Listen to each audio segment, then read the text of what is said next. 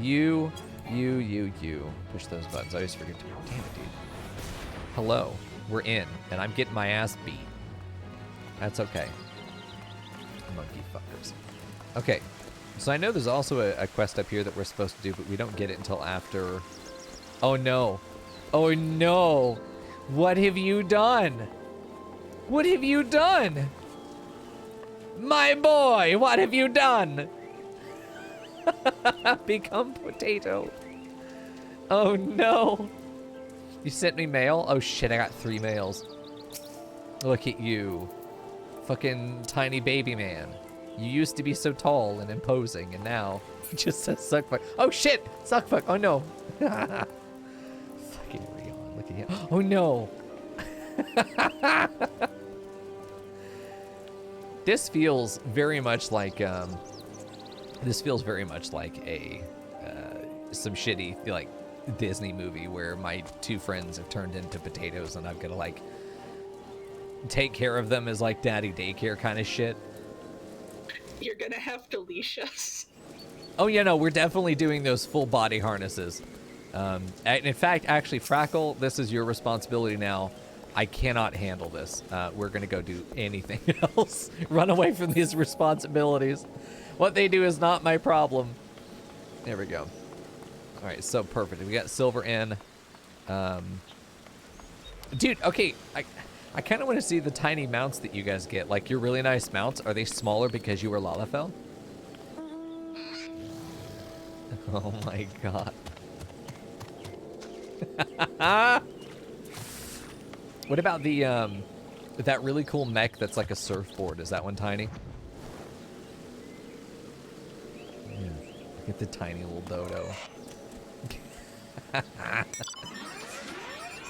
Not as small as I expected, but you look like you do not belong on there. You need to get down from there, young man. Hilarious. I love the tiny little teacup dragon. There we go. Ridiculous. Hey, dude, they're silver. Oh, shit. Nice. He just holding on. Velcro to the back of that thing. Yes, this is hilarious. He's not meant to be riding this thing. This is just like, this is like a meth rampage in action happening here, where he's just grabbed on this thing and will not let go. Yeah, hanging on for dear life for sure. Dude, Silver, you're looking great today. Hello. Nice. Oh, I can't wait to see. Well, we'll have to find the hat that is little bunny ears so that I can still be like a Lalafell Vieira, a lot of Lala Vieira. Oh shit. Like, this would be terrifying if it wasn't, you know, people size. Even the whale is tiny. Wow. These are great. Fucking Lalafell are hilarious. Here we go. Yeah, fucking stop. I put on a hat so you wouldn't fuck with me today here. Stop that. Okay. We got a bunch of boys up here. I suppose. I'm trying to think of the mounts that I have that will small, like shrink size. There we go. Hey, Panda. Nice horse, dude. You absolutely look Final Fantasy. Like, that is quintessential Final Fantasy.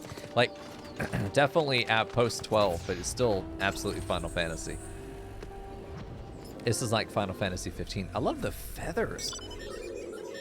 Looks like the horse has feathers instead of hair. That's a beautiful mount. Yeah, I want to see the claw for the Lalafell for sure. Look at this little plane. Oh my god. Excellent. It's literally a toy. Yeah, the claw is one of my favorite mounts. Perfect. The potato is in timeout, but he is tall, so he's fine with it. Oh my god. The Lalafell doesn't float as high, though. No, he does not. Hilarious. I need to go get that claw so that we could just be in a, like, timeout parade. There we go. Just everybody in timeout. Yes. The fucking seance in the middle of Gridania. Dude, man, I so wish there was a T-pose. I just go and T-pose on the Jades. That'd be fantastic.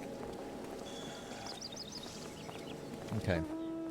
Oh, today is Saturday, so we could gamble in like 3 minutes. You guys want to go do that? There we go. Then it's all the way down here. Because then after that we can figure out a party for Titan. There we go. So if you've... Okay, so the way we'll figure out our party for Titan is whoever gets the highest scores on their daily gamble. So if you haven't done your daily gamble yet, now's the time. Let me know your score. Highest scores will go in the party. I'm automatically in. Go fuck yourself. You can't kick me out. Yours is 250. I'm sorry, Fern. Oh, no. How does it go that low? Fern is bad. Oh, Jesus. Fern is bad. Oh, well, listen. We're just... Damn. 789 is worth more than 129, I think. God damn it. Is it really? It was. Yeah, in this case, we're fine. Did we have any good options at 250 there? 108. There wasn't any good options on the board there. That's not my fault. So 144. Let's see if I can get higher than Cat. You're already in. You got too many cat pots in a row. What the fuck? Oh, okay. We'll have to go for the 789 unless this is 12. It's only 108. Okay, not bad. Did we have any... Oh, shit. Well, there's a 21 there. I can't count that high, so I'm not worried about it. There we go. Yes, he's so tiny. Yeah, this is just basically the only good option there was this 21, but who could have known that? I only had the 8.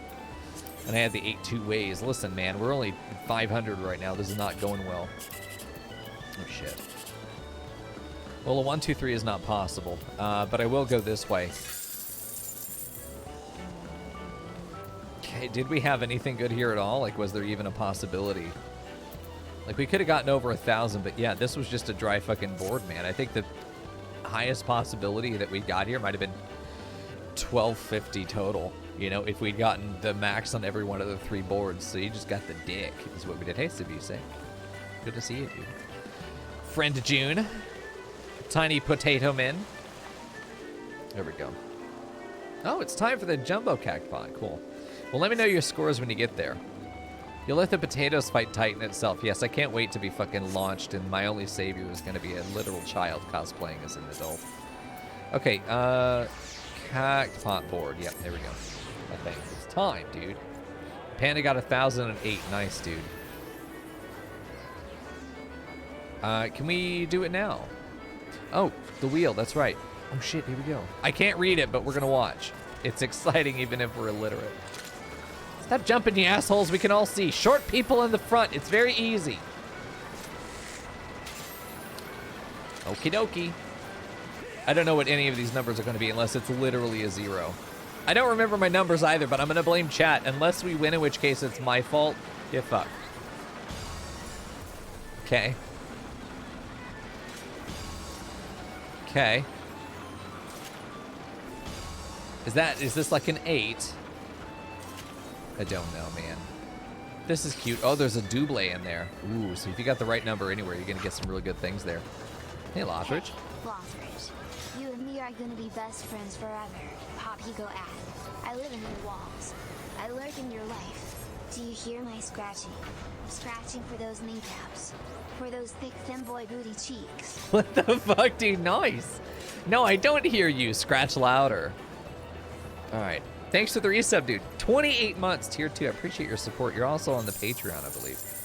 I appreciate your support, man. Thank you so much. Okay. Listen. We've got Consolation.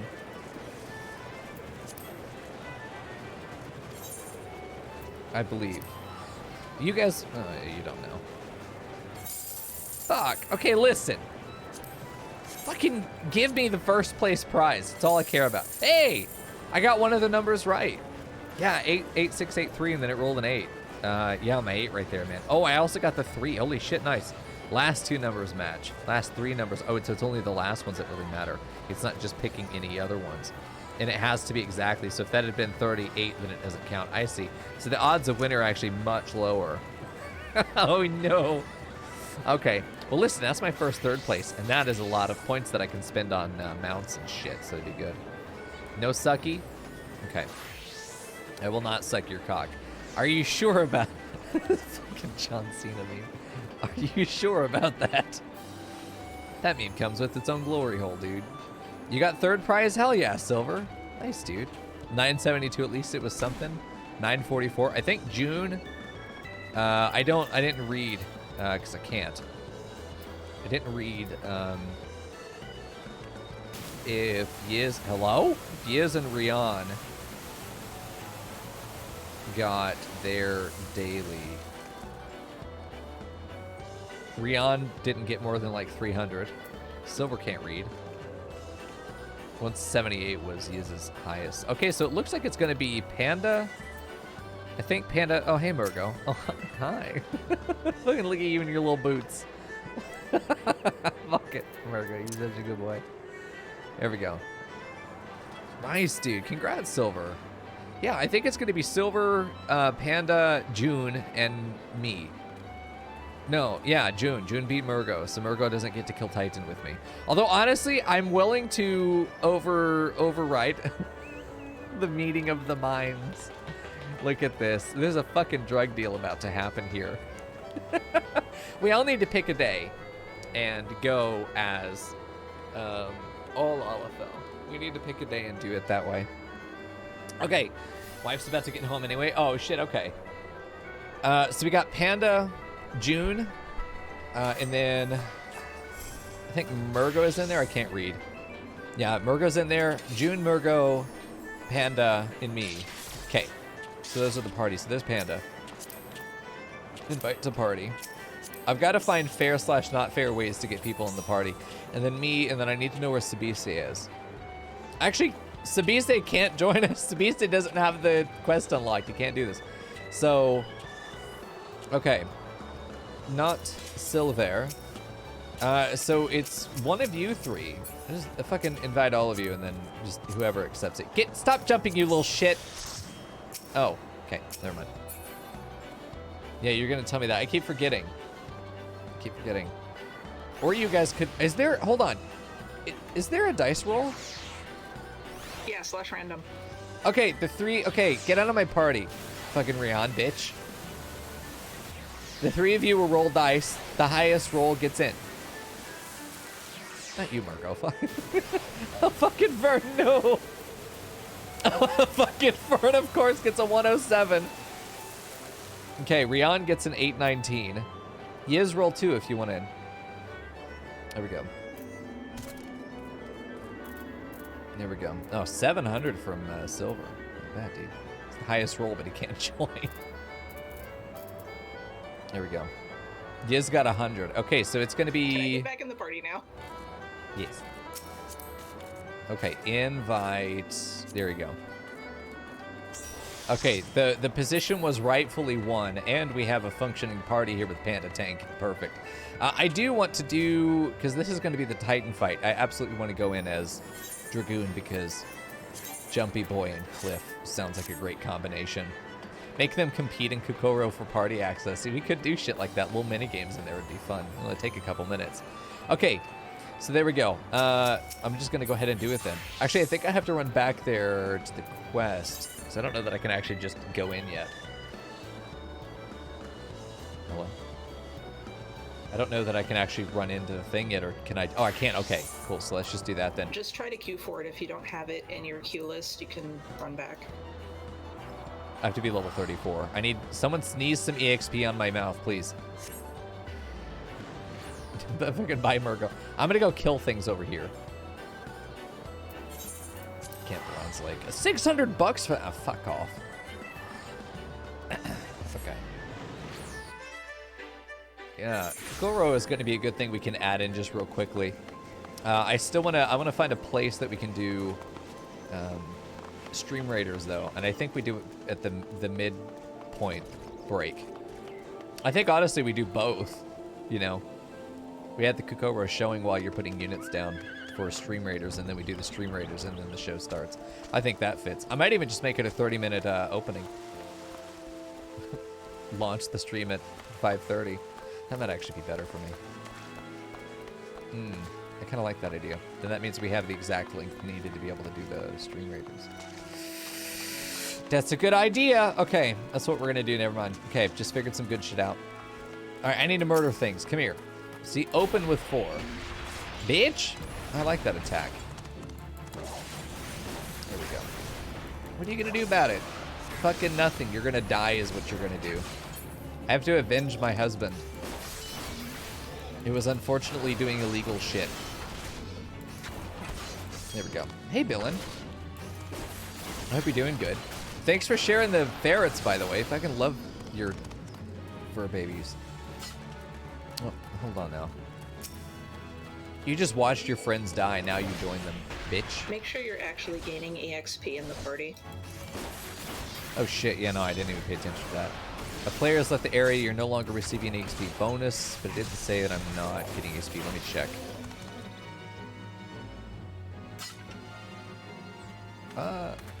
No. I am not. If Panda's in the zone with you because he's such a high level, you're not going to gain EXP.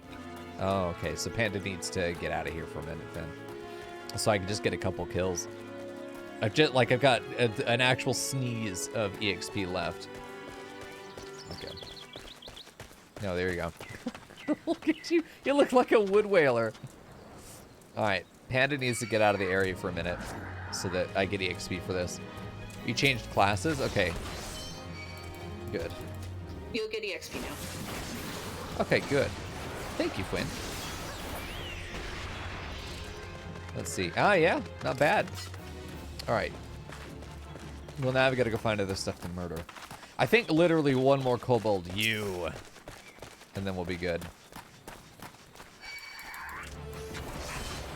All right. Just got to murder this guy and then we'll be 34 and then we can do the Lord of Crags.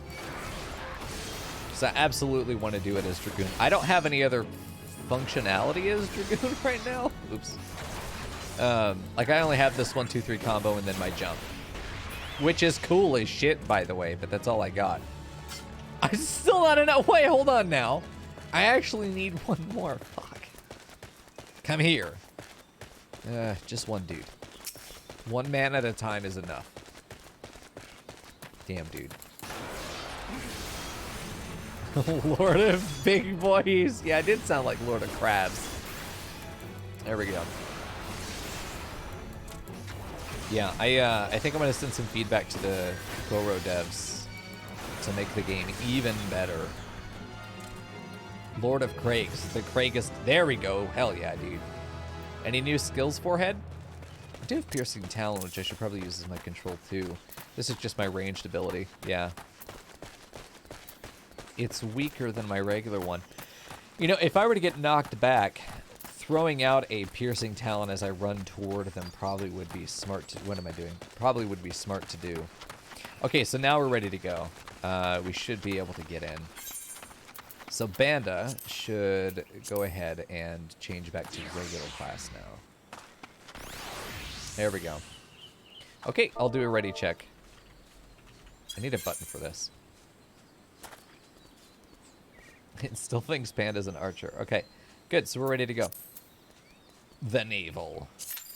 Give me titans. Commence. I've fought this dude once. I don't remember it except that I got my ass knocked off the platform. And then Yiz and Rian and Fern, I think, carried the rest of the fight. Oh, shit. Look, an overdweller. Yes, yes, an invader from above. He uses our aetherites against us. He has defiled Titan's sacred sanctuary. Trespassed, violated, defiled. Oh, look at them. They're fucking rats. I didn't know the kobolds were rats. And Mill must love them even more. Yeah, they're basically fucking rat monkeys. Yeah. Alright. Overdwellers must leave. Overdwellers must fly. Oh shit, look at him. Nice fucking mask, dude. Well, he's got a very specific name. Second Order Patriarch Zada. Wow, dude. Brothers and sisters, fear him not. His fate shall be decided by the Lord of Crags. Hear me, Overdweller. You and your treacherous brethren must be held to account for the breaking of the covenant. Okay. You shall be first to face judgment, then Limsa Lominsa and her oathbreakers, liars, betrayers, oathbreakers. Oh shit, that's where they are. Oh boy, here they go. This feels very into Final Fantasy X. Like, Jecht is about to show up and fucking kick our dick. God, what a fight, man. I remember the first time I did the Jecht fight when I was a kid. That shit was incredible and hard. Wow. Ugly, but thick as fuck. I hate when Jecht kicks my dick. Same Frackle, dude. No one likes it. He has come! He has come! The Lord of Crags! Titan has come! He looks like Rock, not come, but I'll accept it. Well... Damn, dude. He's very angry. Wow. I cannot do, like, this voice. I cannot do a Titan voice. That's not my range, okay? You know, he's probably going to be like, thy vile kind coveted ever the pressing of the land and murder. You know, it's not gonna work. Is he come? He is come, Jude. Yeah, and murdereth my children by the score, all in service to greed. Such sins are beyond pardon. Uh-oh, we have a sympathetic villain. Shit. Listen, all of the, every single one of the primals that has been summoned so far has not been evil. They've just had very valid complaints of the civilized world's behavior and the beast tribe's only real way of fighting back against their oppressors. I'm kind of sympathetic so far to the cause.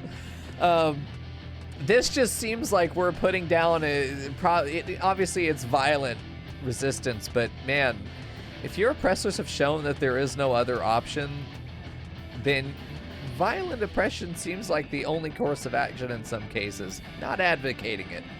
But history has shown that when people don't have an option for diplomacy, they choose war. Now, I think we have some evidence that... Oh shit, no, we're in a party. I can't do this right now. Okay, we're going to talk about it later. Listen, okay, talk to me. Don't let me forget. Okay, I want to talk about the fact that the Beastmen we want to answer this question. Have they been given a valid opportunity for diplomacy across the board, or is violence their only recourse remaining? That is a question I want to talk about. Sorry, it's a fight. Go on, dialogue. But I'm not the first to suffer thy defiance. Thou didst bring Ifrit low. Nah, I did. Kicked his ass. Here's his next. Godless overdweller, thy myriad heresies shall not go unpunished. Upon thee I shall wreak a terrible vengeance. Very angry. He seems like a righteous villain. Sorry, I apologize. They fucking starved to death. Oh no. I'm so sorry. Please be alive. I didn't know when they play dead, they just go face down, ass up. Typical for fucking Murgo. There we go. Please be alive. There we go. Murgo's revived. There we go. Perfect. I'm ready. I will punch the man. All I know is you can fly off the cliff, and I'm not ready for that. I don't know when that's going to happen. There we go. Do our jump. There we go. We've done our, like, one thing. Holy shit, he's dying really fast. Wow. I also remember the yellow floor being a problem for not being able to see his fucking AoE when he does it. Hello? Uh-oh. No! Oh, Jesus! Okay.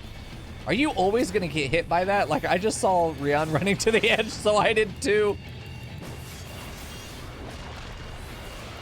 I don't know if there are ads we need to kill or what's gonna happen here. There we go. How to revolt against the injustices of the oppressive state. Listen, all you gotta do is summon a fucking Titan. Hold on. Are we going in the red? I don't know, dude! I was not prepared. This is my fate every time I fight this battle. I don't know where I'm supposed to go. I just die. Should we wipe it so Mico can actually do the fight? I mean, I'd like to be able to do this, you know, finish this fight on my feet once, but I don't know the mechanic. And I was supposed to stand in the red area, or is that danger zone? Get close to the edge. The farther away from the middle you are, the less damage you take. Okay, so close to, but not in the red zone. Yes. I flipped a coin and ended up on my feet, but at the bottom of the cliff, unfortunately. Okay. Wipe the fight. Let me go do it. Yeah. Run off edge. There we go. There we go. Yeah, run off the edge. I want to be able to do this. That's quite a view. Yeah, sorry. Take a look at the Titan asshole. There we go. Wow, insult to injury. Yeah, sorry, Twins. Here we go. Hey, live and learn though, right? That's the whole point of playing with friends. Yeah, if you actually want the strat, let me know. No, I kind of like fucking around and figuring it out as we go, man. I don't mind wiping. I'm probably alone in that, but I don't fucking care. All right, listen. Should do some damage. You're actually not. It's how I prefer to learn stuff. Okay. Yeah, I mean, me too. There's a value. Hello? Oh shit! No, I know what to do. Hold on. Okay, not in the red, just near it. Okay, I figured he would like knock you back at some point. That's how I remember dying, but so he probably does. Shit! Fuck you, dude. We'll keep an eye on it. Yeah, there's definitely time where it's fun to be given the answer, but yeah, it's also fun to figure it out. If it isn't wasting like 30, 45 minutes, then yeah, it's gonna be worth. There we go. Perfect. We're gonna give this man a fucking spear enema. Ooh! She's gonna give me one if I'm not careful. All right, there we go. I should be alive from that.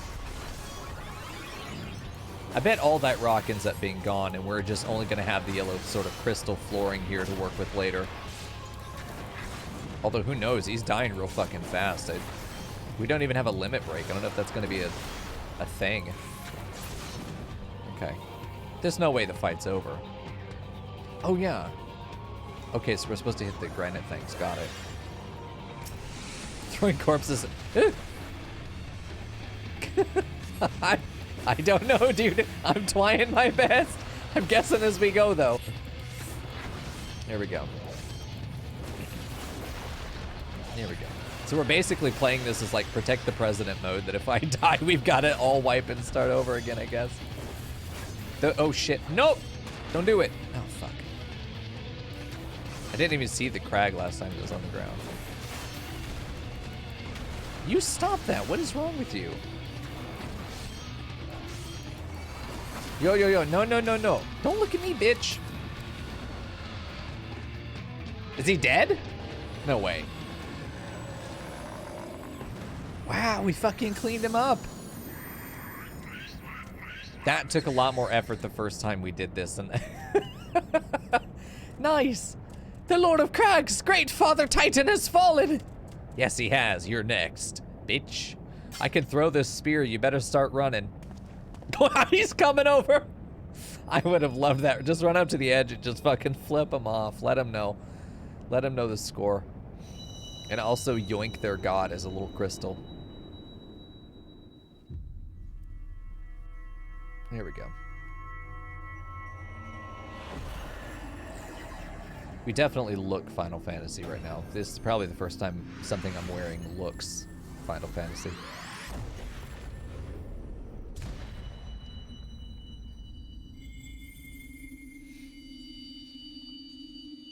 Man, not everyone looks good with freckles, but goddamn does it work on him.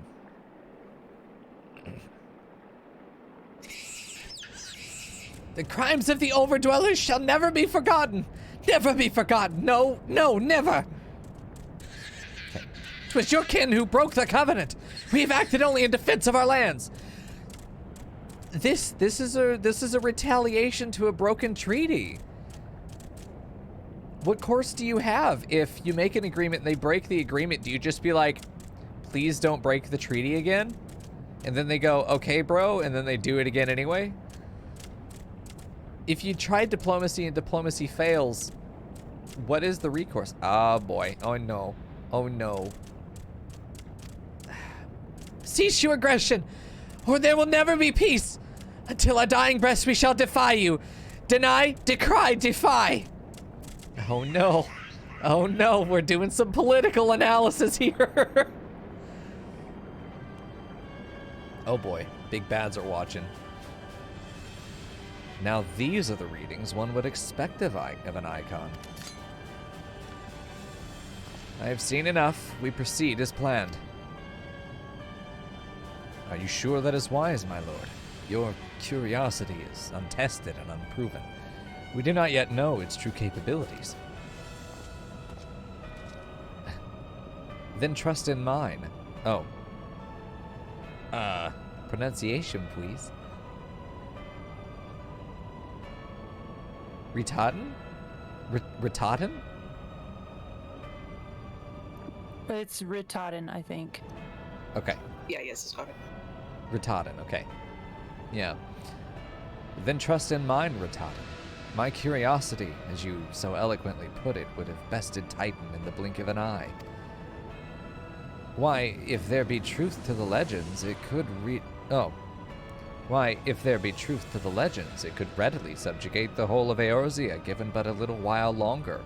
Is that not so? It is.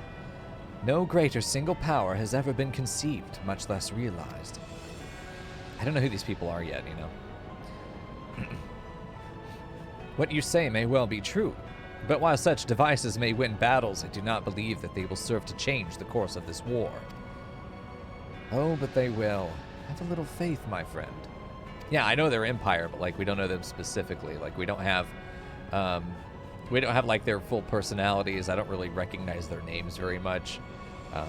I'm not seeing them enough in my head to know who these people are because I forget names and people very quickly. I cannot endorse this course of action. So that was not, he's an underling to this guy, even though he called him my lord. It was a we're colleagues kind of my lord, which is important to know there. Because why would anyone give a shit that he doesn't endorse it there? Interesting. So they're discussing the course of action. What's interesting is there's some context there too. Are we going to see that other guy that is not agreeing with this, Ritaden? I think is his name, Ritaden. Ratata. Are we going to see that he ends up being the more savvy villain in the end, where Red Boy ends up going a bit overzealous, or he doesn't really care? He has sort of less of an ethical guide. Not that they are ethical, but that he is going to have a better philosophy of course of action. I wonder if we're going to see those two end up getting foiled against each other, and then one dude's doom is going to highlight how the other guy was ultimately a more successful villain. And then La Habrea, I think, is going to be like a mastermind behind them all, probably going to play them against each other and then sweep everything up once it all falls into his hands. I don't know how big of a villain La Habrea is going to be, but I think that he isn't serving the will of the Empire. I think that he's using the Empire to his ends, especially because he's critical of them. He does not see them as compatriots. He sees them as tools, especially in the way that he's talking about them. He just says fool. Yeah, you know, I think he's relishing in the fact that he's playing them as fools, but who knows if they really are. A lot of times villains will they'll play conveniently the role of the puppet just so that they can get access to the puppet master, and sometimes what they're trying to achieve, they think they're using you, but you're getting used. It's interesting when that happens. It's not very common. It makes some really good 2 and 3 level twists though, so we'll see what happens. But the dynamic of these characters is pretty interesting. I think we got 2 core compatriot villains that are going to foil against each other, and then we got this guy who's trying to play them. This is very interesting. They have the same goal on paper, but I think their methods, their routes, and their reasons are going to be very different. Ultimately, that's going to split them apart. That's the crack in their armor that we're going to be able to wedge between. Yeah, topping from the bottom in political power dynamics is common and is a great way to avoid the blame for doing really bad shit. The figurehead takes the fall. Yeah, we'll see. Yeah, I'm excited. And we're seeing that here a lot of because what Final Fantasy writing does really well is political drama. I think it's where the writers in Square Enix historically have had their best writing when it was either the incredibly intimate between two characters kind of moments, and then the grand political machinations and their commentary on the real world. By comparison, I think that those are the highlights of Square Enix writing, and I'm very excited to see more political drama here. Anyway, and now he has a fourth. Fascinating. I don't know how I don't remember how I voiced La Habria, you know. And now he has a fourth. Fascinating. You know, I don't know what we want to do there. Carry on, Crystal Bearer. For though you have come, your work is far from done. Somebody, oh shit, there she, you're not hiding shit with that white hair. He knows. He doesn't care. This is villain's pride downfall there. Are we gonna stab their bum? We're gonna stab whatever the fuck they leave exposed. Hell yeah. And not remain to mark his passing. Well, the Askins are nothing if not elusive. It is of little wonder that they should cast advanced teleportation magics at will. But that they would choose to consort with the Empire. What common goal could they possibly share? You haven't pieced it together? You're the smart one here. That's a rhetorical question. I think she's going to find it out real quick. I mean, we have. I feared I might arrive too late, but I see that you had the matter well in hand. I have taken measures to ensure that we are not pursued, yet I cannot say how long they will hold. Take your leave while the kobolds are still in disarray. I will follow anon, which means after. I love that word. I wish we used it in common language today, but we don't. It's a Shakespeare word, unfortunately. There is something I must investigate before I depart. I wonder if this is going to be... bear with me. Curiosity kills the cat. Intelligent characters sometimes get killed by their curiosity. Usually we get endeared to these characters, and they end up pursuing beyond the demands or beyond their support and safety network. If you use that word a lot over on 4chan, that makes sense, Chompy Boy. But the curiosity killed the cat motif is something I like to see. It ends up being really fucking painful, though, because these are almost always going to be characters that are endeared to us. If they're well written, they're endeared. Otherwise, we're glad they're dead. The point of the curiosity killed the cat motif is specifically to show that even powerful characters can be brought down by poking the bear, by drawing attention to things that do not want attention. It's one of the most dangerous things you can do in real life, and in the game, and in any writing, usually that ends up being a surefire way to get a character killed.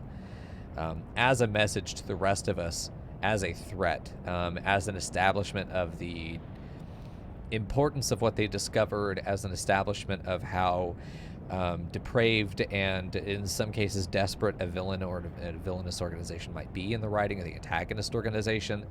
And sometimes it comes with a major discovery in the sense that things change. What they discover changes, and it usually costs them their life, whether that information is shared or whether it just becomes dramatic irony in that we, the audience, know what they discovered, but the characters don't, or the opposite, where the characters know what they discovered, but we may not know the relevance yet. Or we're not told what they've seen. So we're kept in the dark sometimes, and I always hate when you do that. I think the audience should be included always, and dangling a narrative twist in front of us and be like, something happened, but you don't know about it yet. Doesn't create suspense. It creates frustration.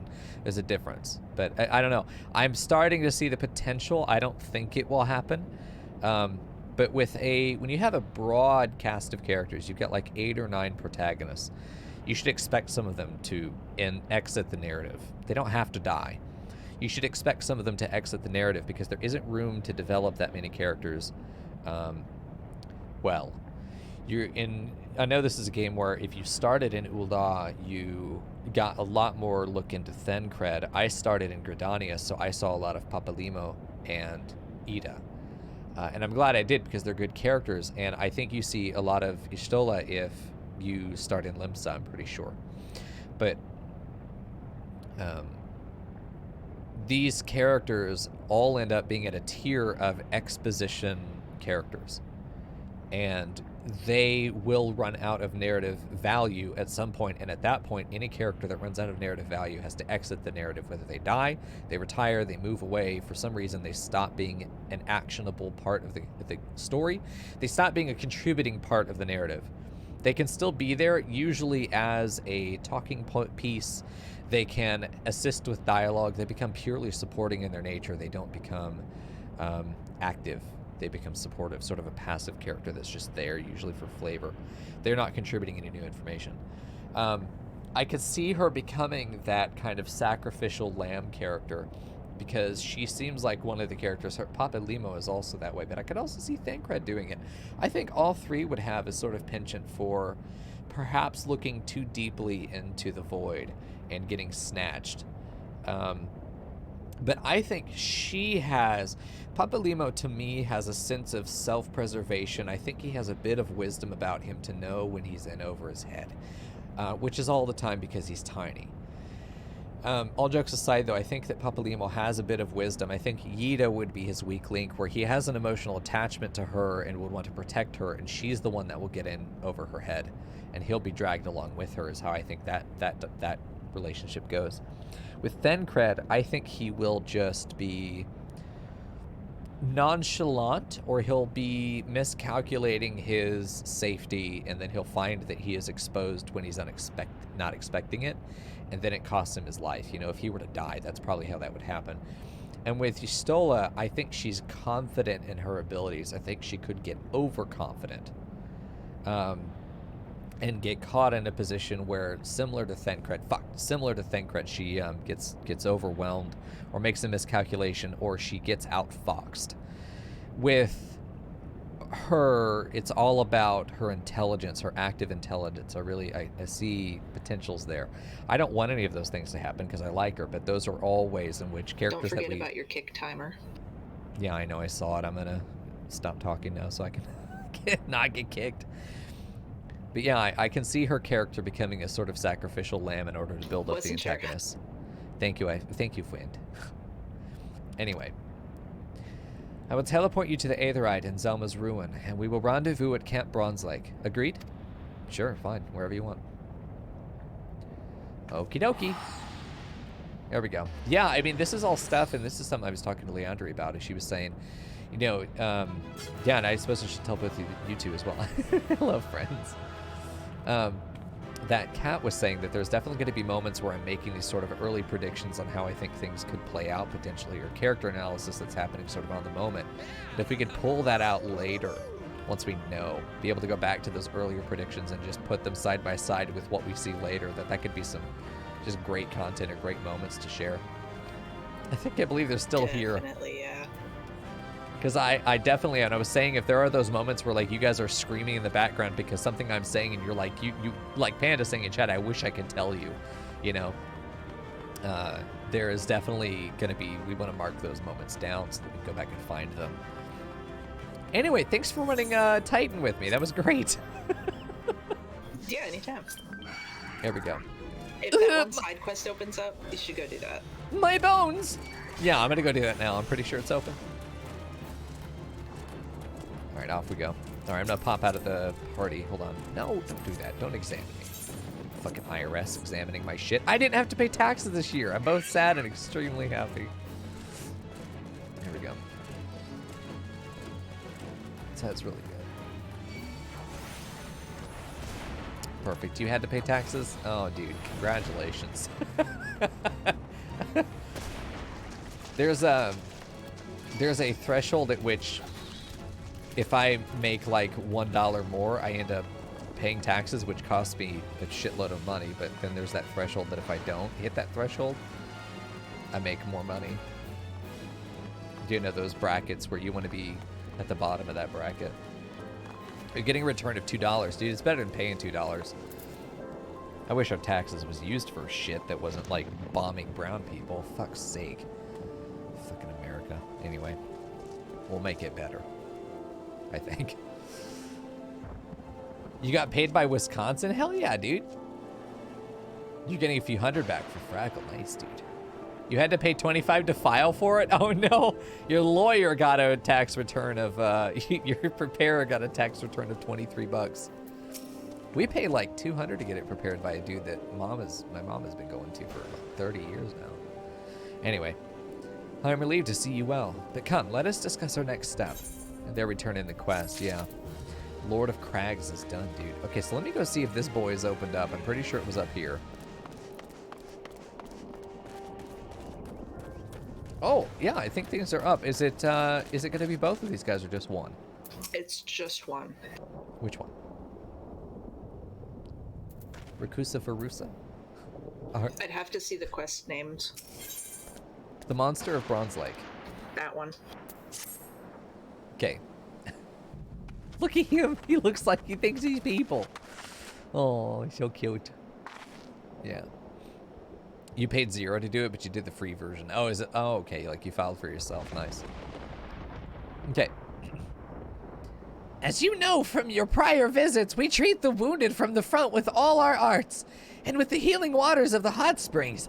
We serve soldiers, but for some unaccountable reason, we have a goldsmith here at present. He simply showed up, and we could hardly turn him away. And now he is asking for salamander oil, but we cannot spare any. I find the entire situation awkward in the extreme. Will you extract 4 vials worth of oil from the salamanders roaming nearby and give them to the goldsmith? Okay. We are extracting lizard boy oil. Here we go. Let's go find this man. Y'shtola will wait. You will wait until we find lizard boy oil. Lizard boil. Okay. Off we go. I'm not touching the water skippers, but if I find lizards, they're gonna get murdered. Oh, is it that guy? Oh yeah, actual fucking salamanders, who knows? I thought they were just like talking generally. Okay. Hey, you! Bitch! I love this attack, dude. Oh, he's so good. There we go. Looking fantastic. Nope, not today, bitch. It's such a shame you don't get iframes when you jump, man. That would have just been the cool... Like, why does this game not include iframe mechanics? They'd have to rewrite all of the classes, of course, and all their skills, but man, you'd think... Any game that's action-based should have some iframes in it, just because it makes the game interesting. The gameplay just is fun. No! Okay, there we go. I can see how Dragoon is floor tank. I almost locked my ass into getting hit with that AoE. All right, listen. I'm doing my best. You got to jump later on that gives you iframes. Hell yeah, dude. The jump ability itself, I can see it being an initiator because it starts them running after you. Even if you teleport back to your main position.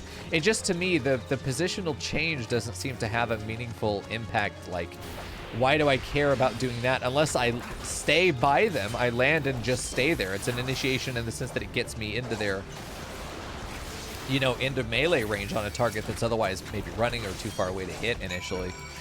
You know, it saves you a bit of running. Or if you've got to run away because of an AoE, you can then do the 4 to get back into the fight quickly and be the first DPS back on target, you know, that sort of thing. But if it's just jump forward and then jump back, but you're not immune to anything in the process, you still take full damage, then it feels like its utility is greatly impacted in a negative way, I would say. It's greatly diminished. Yeah, it just feels like it's half of what it should be and half of what it wants to be. I don't know. I'm sure there are other versions that are maybe closer to what I'm looking for, but that's definitely how that feels. Not great is how that feels. Like that. I don't know that I'm actually rewarded for having used that skill apart from he starts with slightly less HP, but it also delays my getting to him, so, you know, if we did 100 initiations with and without it, I wonder which ones would be ultimately faster, killing 100 of these things, initiating the right way every time or not. Who knows? Show the... Oh, shit, I only need... I got the oil I needed. I just kept murdering indiscriminately, you know? Gotta keep my hands busy. It's pretty good. Yeah, I'm enjoying Dragoon. I like the idea that if I'm gonna run melee, it's either gonna be rogue, or it's gonna be rogue, but with a stick. Fate complete. I did it, dude. It was all me. Yeah, keyboard DDR is going to be good. I can't wait for Dancer, man. Dancer's going to be fantastic. Wait, hold on now. Not you. Show the salamander oil to Godbird. Who the fuck is Godbird?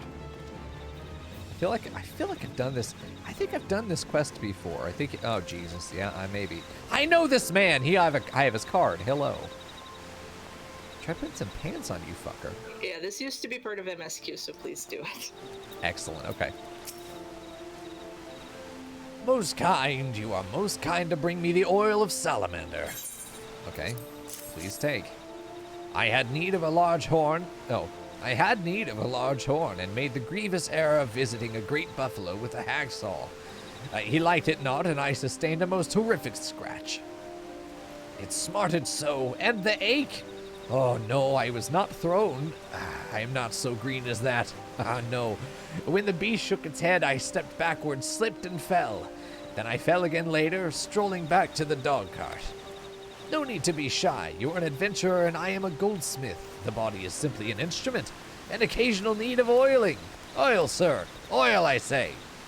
I mean, this is literally my job before I got to Gridania. I'm not going to be afraid of this. This is like, at least this dude's got a nice body to oil down. 98 years old or not, doesn't matter. He could be fucking 30 for all I know. Like, no bulge, so I'm certainly not going to be getting that. Here we go. Come, my body awaits your ministrations. That's not what I call it back home, but you can get whatever you want. Customer's always right and shit. Here you go. Ah, the relief. Again, I say. Oh, well, sure. He just wants more oil. Here, fine. Listen, like I said, customer's always right. Here you go. If he's paying, I'm oiling. He wants the oil for the chicken? I don't believe you. Ah, I can feel soothing fingers working into every knot. That is your cue, sir. Soothing fingers, now, please. Oh, okay, yeah. By the 12, that felt good. Now, quickly, with the rubbing. Oh, his feet? Okay, that's fine. Ah, the healing tingle. Okay. No, Murgo, fucking get out of there. That's not your job. Good Murgo. There we go. Here you go. Honestly, you should lay you should lay down. There we go. Pardon me. Your skill was so great that I was quite transported. Truly no Ul'dan attendant could have done better. Sublime. Yes, I do pride myself on being very practiced. There we go. I shall now have a brief drowse, then soak in the springs until sundown. Okay, this fucking delusional. After that, a humble meal with white wine from my own stock and perhaps peaches. Okay, enjoy, friend. Oh, glad I could satisfy him. Next. Where's the jazz from the City Skylines from the other day? Oh, fuck, I forgot to... I was going to download the soundtrack so I didn't have to listen to commercials. Fake ones or not, I fucking hate commercials. Not that anyone likes them. Like, whoa, this man doesn't like commercials. Who knew? Oh, nice. It let me parkour. Hell yeah. Oh, speaking of which, hold on. Delivery Moogle time. Here we go. 3 letters. Holy shit. Sibise sent... What is the... Oh, shit. Amethyst earrings. Level 38 and 39. Oh, some rings. A bracelet. A choker. All amethyst. Look at this shit. Nice. Dexterity, crit, and vitality. Look at all this. Nice, dude.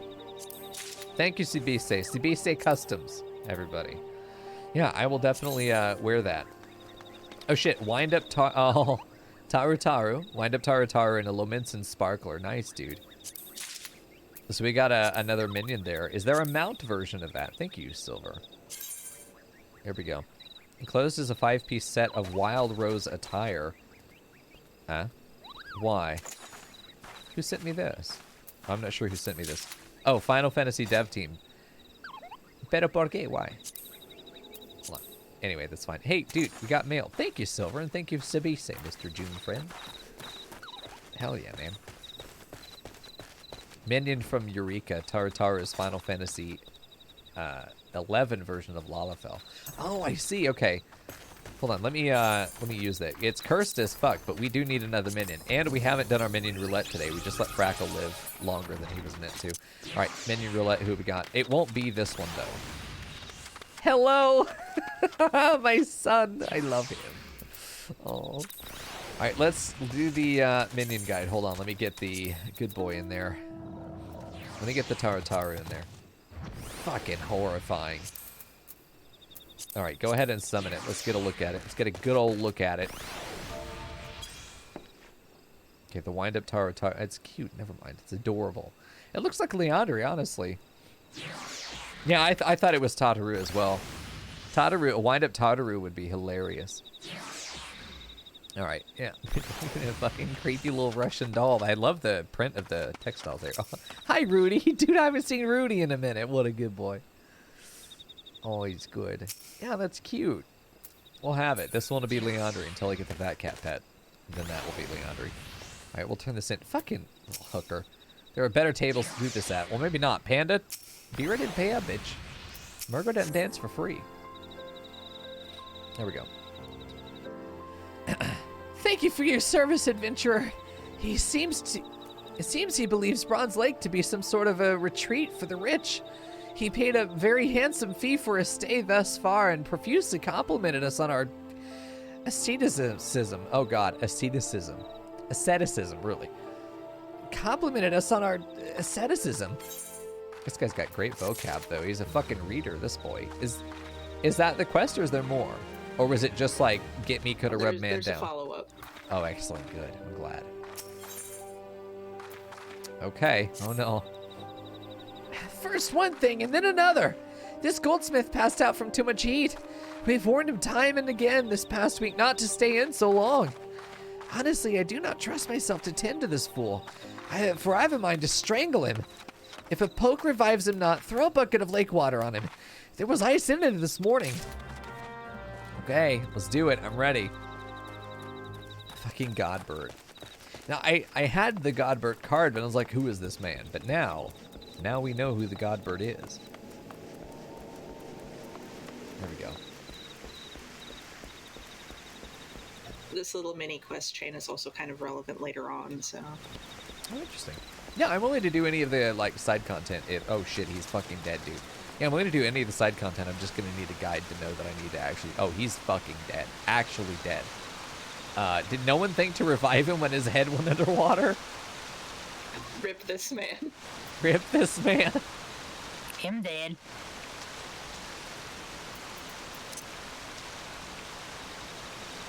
Yeah, but he is rich, so he'll pay.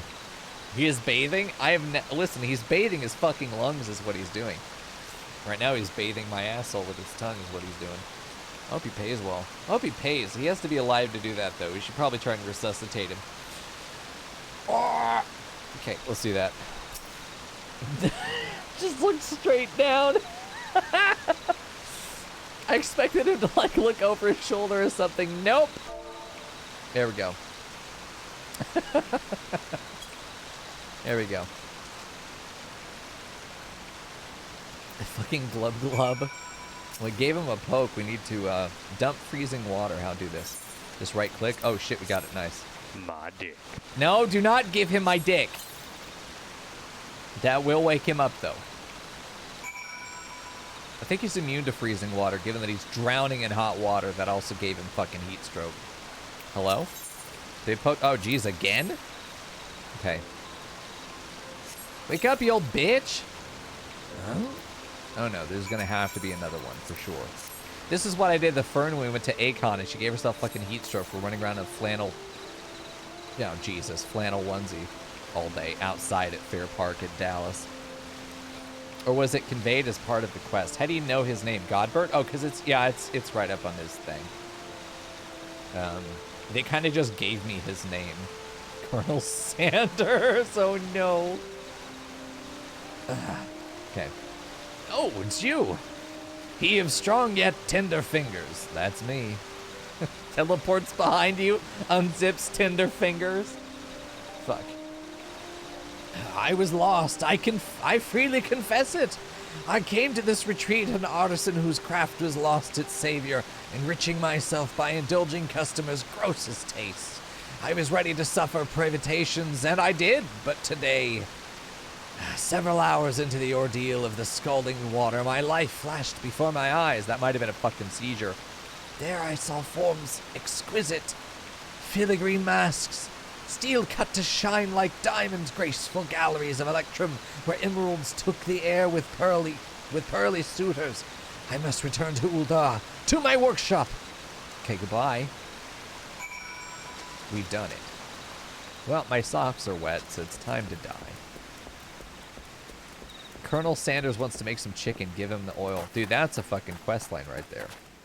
Reward, tons of cash, fried chicken. Call it a day. There we go.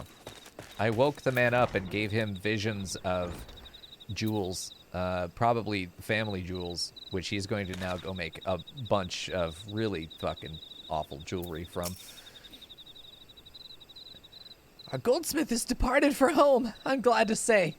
He left you this ring, a token of his appreciation, he says. The stone is taken from a fragment of Dalamud itself, created an abiding faith that... Oh, God. Oh. Created an abiding faith that out of the worst may come beauty. It sounded as though he lost something, or someone in the calamity. The ring is the only thing I have to make... Oh, God, fuck, I can't read. The ring is the only thing I have made in the last 5 years, he said. And now I would like Mico to have it. Extraordinary. A very unexpected turn of events, I must say. I still think him utterly mad, but no doubt he is a more fascinating one. I don't suppose he'd given me the ring even if I'd... Well, no use fretting over a song already sung. Greedy little whore. That's my thing that I totally abused him to get. My ring, bitch. Anyway. If anyone's getting paid, it's me. The fact that he gave it to me is kind of interesting. He's an honest boy. He clearly wanted it, but he gave it to me because it's mine. Nice. I earned it. I sat on that man's face. I got paid. There we go. Jesus. When the IRS asks what you do for a living. There we go. Hold on. All right, so, hold on. Was that... I don't want to say, like, is that it? But, like, is that the quest line? Have I satisfied that quest line? Yes, for that part, yes. Good. What a precious boy. Okay. Okay, so let me take a look at this ring. I don't know if it's, hold on. This. Oh my god, my inventory is just full of shit. Meteor Survivor Ring. Increases Spirit Bond gain +3. Ooh, that could be good if you're farming materia. Cool. Murgo is neat, but Murgo to bed at the same time. Okay, here we go. Okay, Y'shtola is keen to discuss your next task. Get that fucking cabbage little bitch out of here. Though word will have already reached Maelstrom Command, protocol requires that a representative of our order inform the High Commander of the mission's success. The honor is rightfully yours, Mico. Ah, yeah, it's time for more fucking... What's her name? Oh, I'm ready. Merlvid. I'm ready for more Merlvid, dude. It's only 4 a.m. Fucking bat Murgo, go to bed.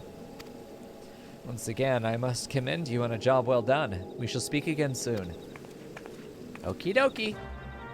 Y'shtola's a fucking bro, dude. I like her. She's very business oriented. She doesn't like having delays or time wasted. At all. And she's just very efficient. She's not cold, but she's efficient. She's very smart. She's smarter than she lets on, and I like that. I like characters that are clearly smarter than they let on. Hey, fuck you, mamo bitch! Okay, anyway. Where are we going? This should be back to... Oh. Rishat Riki over at... Wherever they... Oh, Limsa. Okay. Don't touch me.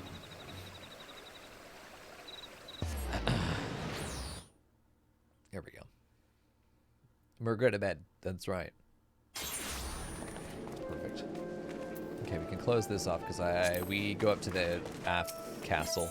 I'm pretty sure that's what we do. The aft castle, and then we just run across. Are we gonna actually talk to the High Commander, or is... I thought the High Commander was Merlvid, but probably not. Angel Amin. Cheshire Wonderland. Okay, cute name.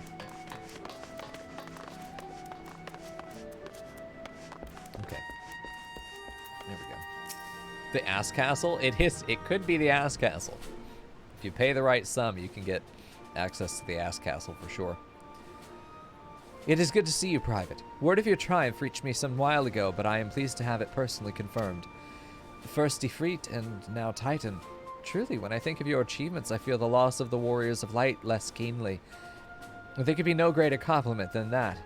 You and your order are heroes. Suffice it to say, we are glad to have a scion in our ranks. I shall relay the details of your report to the Admiral forthwith. Please send my regards to the scions of the Seventh Dawn. Until next time, Private. Okay, goodbye. No. Well, I did kind of just save their lives. Yeah, that's fine. Fucking remember that next time I ask you for a favor. Oh. Mico, this is Minphilia. Ishtola has informed me of your success. You have won a great victory for the people of Eorzea, one that shall not be forgotten. And what is more, both you and Ishtola emerged from Ogomoro unscathed. Why, Tataru and the others seem as glad as they did of Titan's fall. You can look forward to a hero's welcome. We'll be awaiting your return at the Waking Sands. There is much to discuss. Godspeed. Okay. Beep. Sick. Nice. I like my Bluetooth ears. He does the wrong one, but it'd be cute if there was an actual like Bluetooth attachment. Yeah. I can't believe I thought it was the Walking Sands for so long. I seriously did. It was literally the Walking Sands forever. But no, the Waking Sands. It makes more sense. Way, walk back to the Walking Sands. The sands are walking again. Nope, not happening.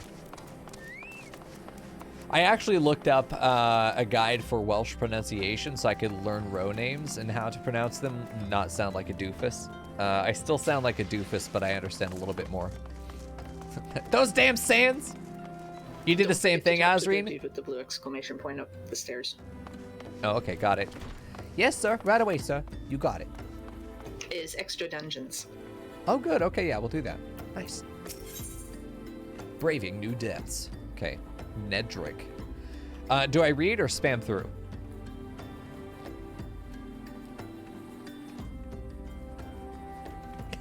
Deliberation. Oh, wow.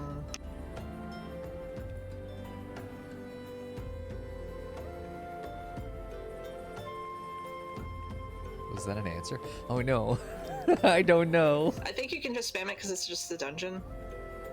Okay. It's not, like, if it's not interesting, like, I'm not doing sort of a dungeon analysis, and if I wanted to, I could come back and read it again later, right? But, like, if it isn't meaningfully important... I believe so, yeah. Yeah, you can actually come back, and if you want to reread some of these texts, you can open your completed quest journal and read as if you were just doing it normally, so... Okay, so we still have access to this even if we skip. That's beautiful. Yeah, not everything, because the dialogue between you and the NPC won't be recorded, but everything that was said, just paraphrased, will be available. Okay, got it. You got triple constellation, Panda? Yeah, we did it near the beginning of stream and near the beginning of the Final Fantasy segment. I got constellation, third fucking prize, eat my ass. I then got nothing for the mini cactbot, but you know what? I won where it counted, so yeah, it's good. Oh, you had to go back to your home world. Nice. Well, not nice, but still. Like, are you there now? It's not really probably anything else that we're going to be doing. Like, as a group, we're on MSQ grind now. I'm going to say grind. It's really enjoyable. Slowing down and actually reading the story and getting invested in it, because I'm doing the analysis, has made it. Oh, you came back. Good. Has made the game, to me, I don't feel like the MSQ is something I have to get through. I did the first time I played through. The MSQ is something that I had to get through. Now, I'm really looking forward to the continuation of the story, and really, I think the narrative analysis at this point is really what keeps me wanting to play the game, for the most part. The gameplay itself, like when I was talking about the desire for iframes, I think I'm always gonna question the fashion choices on that person. I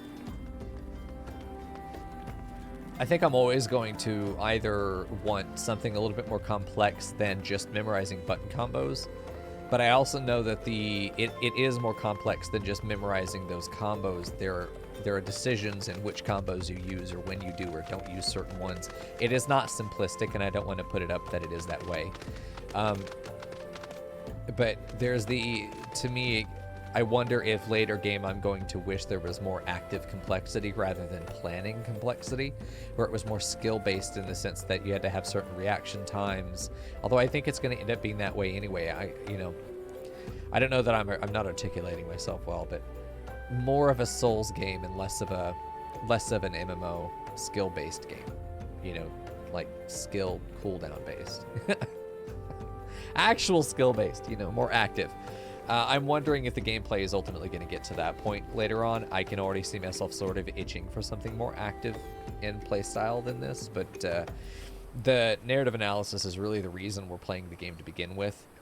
So that's it.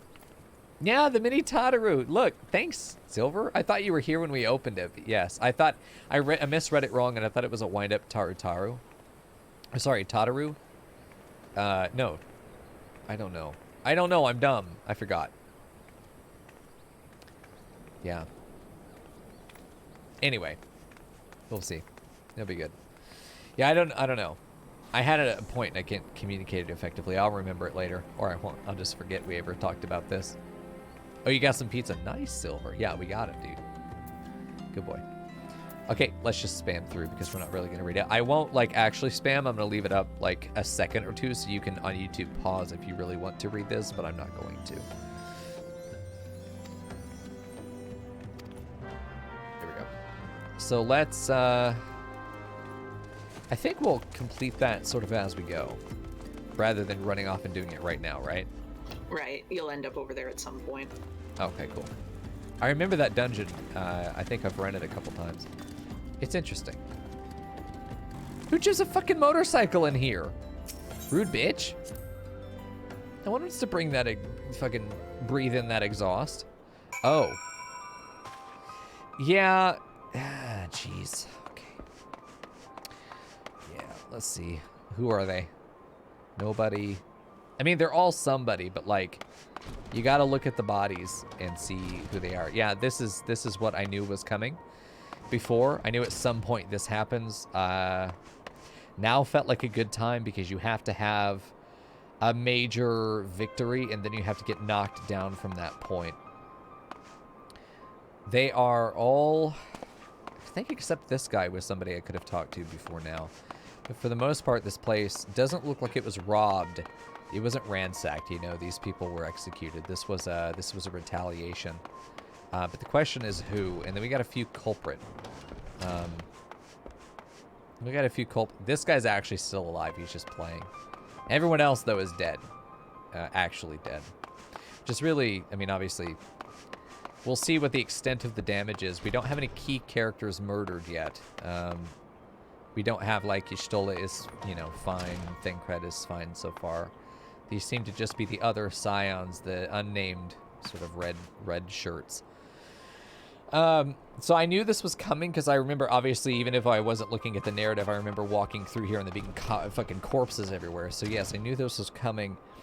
And now we have an opportunity to sort of talk about how we were getting red flags of when you start talking, when you have a dialogue that starts talking in absolute or finalizing terms, this is it. This is the big thing. It can't get higher than this. When they start sort of giving you clues that there can't be greater tension than this, you're approaching the climax or you're approaching a mid-climax.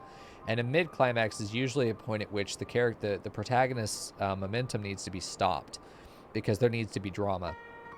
Disney movies fucking love this. Pixar movies too. The children's literature fucking loves this. I'd say late child, early teen literature is big for this. Your Disney, your Pixar stuff. They'll have good momentum where they have the conflict. The exposition ends. They identify the conflict and they're going to start responding to that conflict. You then have your rising action as they are building up their resistance to that antagonist in a lot of cases, or as they are making plans and progress in solving the problem. But usually at the penultimate step of that problem being solved, something needs to go drastically wrong that resets everything almost worse than it has ever been. And if we were to do like an actual plot diagram, it's very commonly going to look like this.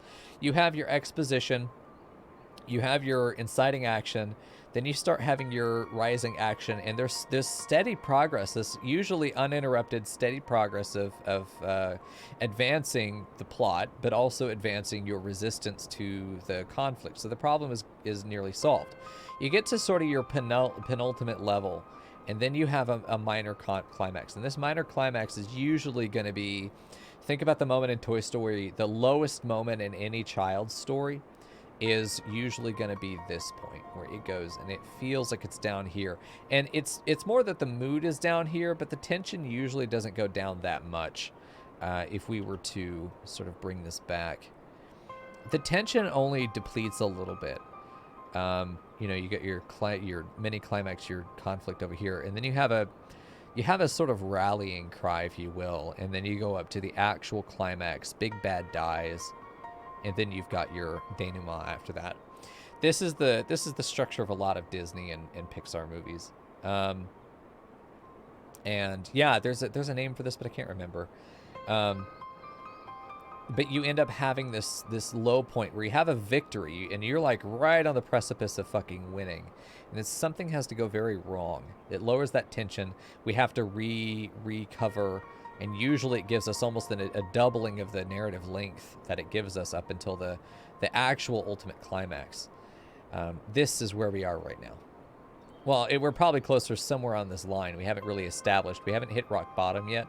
We haven't rallied. This is our rally point. We haven't met it yet, but yeah, this is the structure that we look like we're on right now. At least for the Scions of the Seventh Dawn seem to be doing this, except that really we had induction to the Scions of the Seventh Dawn, Papalimo and Yida, or whoever your introductory character was. You're getting exposition. You meet what's her name? Pink hair lady, Menphilia. You meet Menphilia. You get your first mission. You go off. And then there is all of your advancement up to fighting, fucking who is this? The first one, Ifrit. Then you de-escalate your tension. A new problem arises. You go kill them, Titan. And then now we have this sort of really lower tension. You know, that's what this whole verticality is, tension.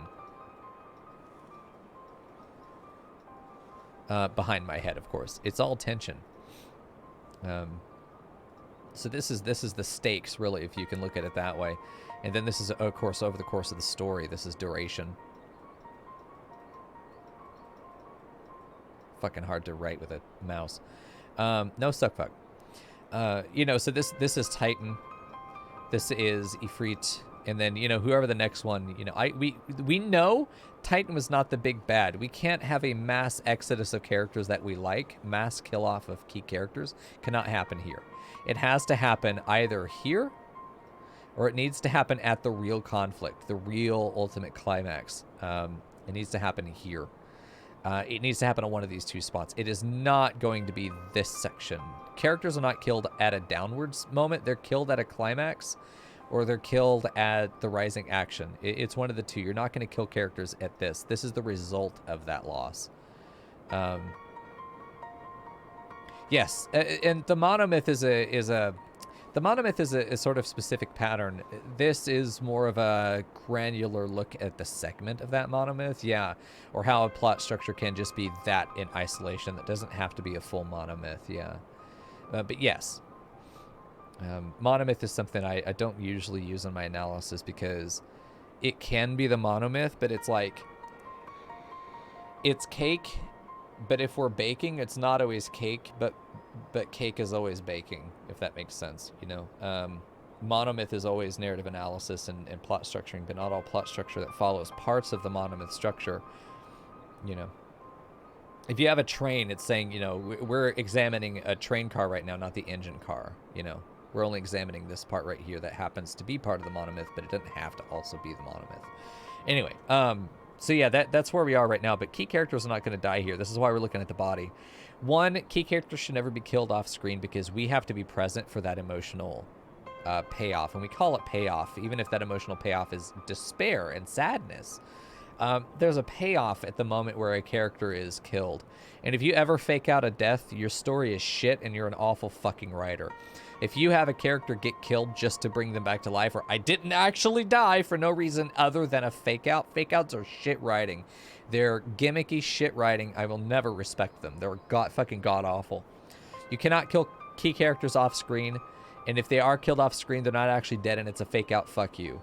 I don't buy it, and it's shit writing for you expecting me to buy it. It's an insult to my intelligence as the reader.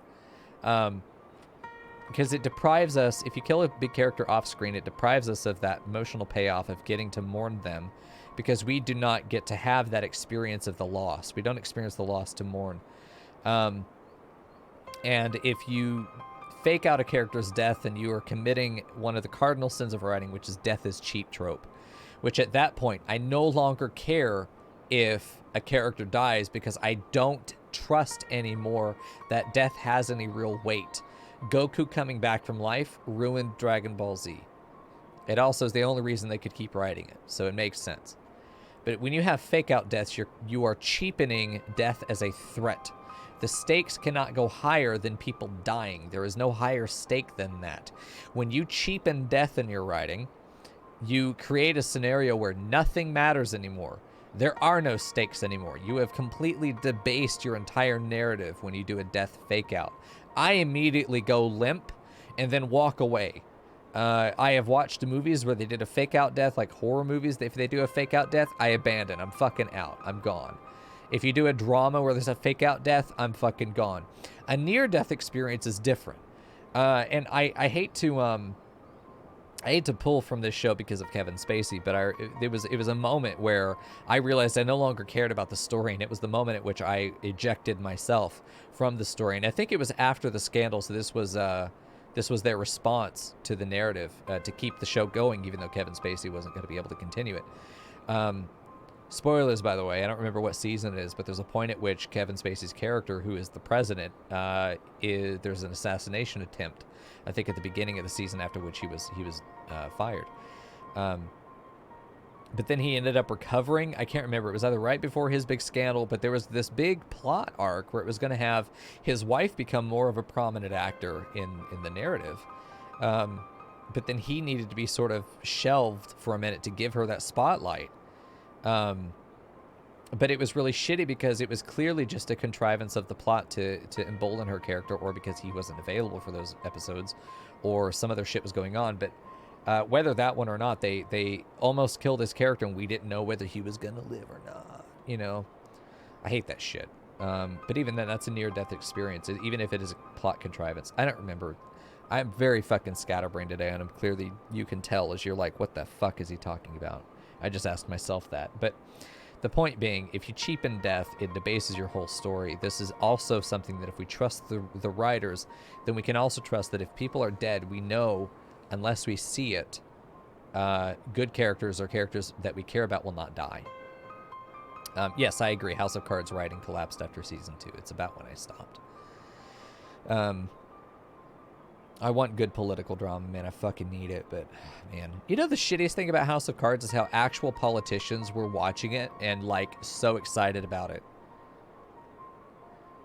They should have been fucking horrified to see them plainly represented. I think that it was fun for them to see their daily work on a screen when it was about the horrors of politics. It was about the kind of people that go into politics and they're all fucking eating their popcorn and watching it. Like, motherfucker, you are that person. You live that every day. You shouldn't be excited. You should be horrified.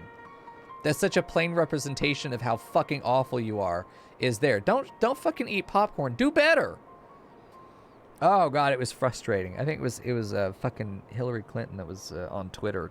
It's a lot of people. It's fucking everyone. It was like, I fucking love House of Cards. It's so cool. Like, come the fuck on. If you listen, when I was a teacher, there was a comedy that came out, I think, about teachers. And it made me sick to my fucking stomach because it reminded me how awful everything was. If you're watching a show about your profession and you're excited about it when it is clearly showing the horrors of your profession, that's not a good thing. That's a fucking problem.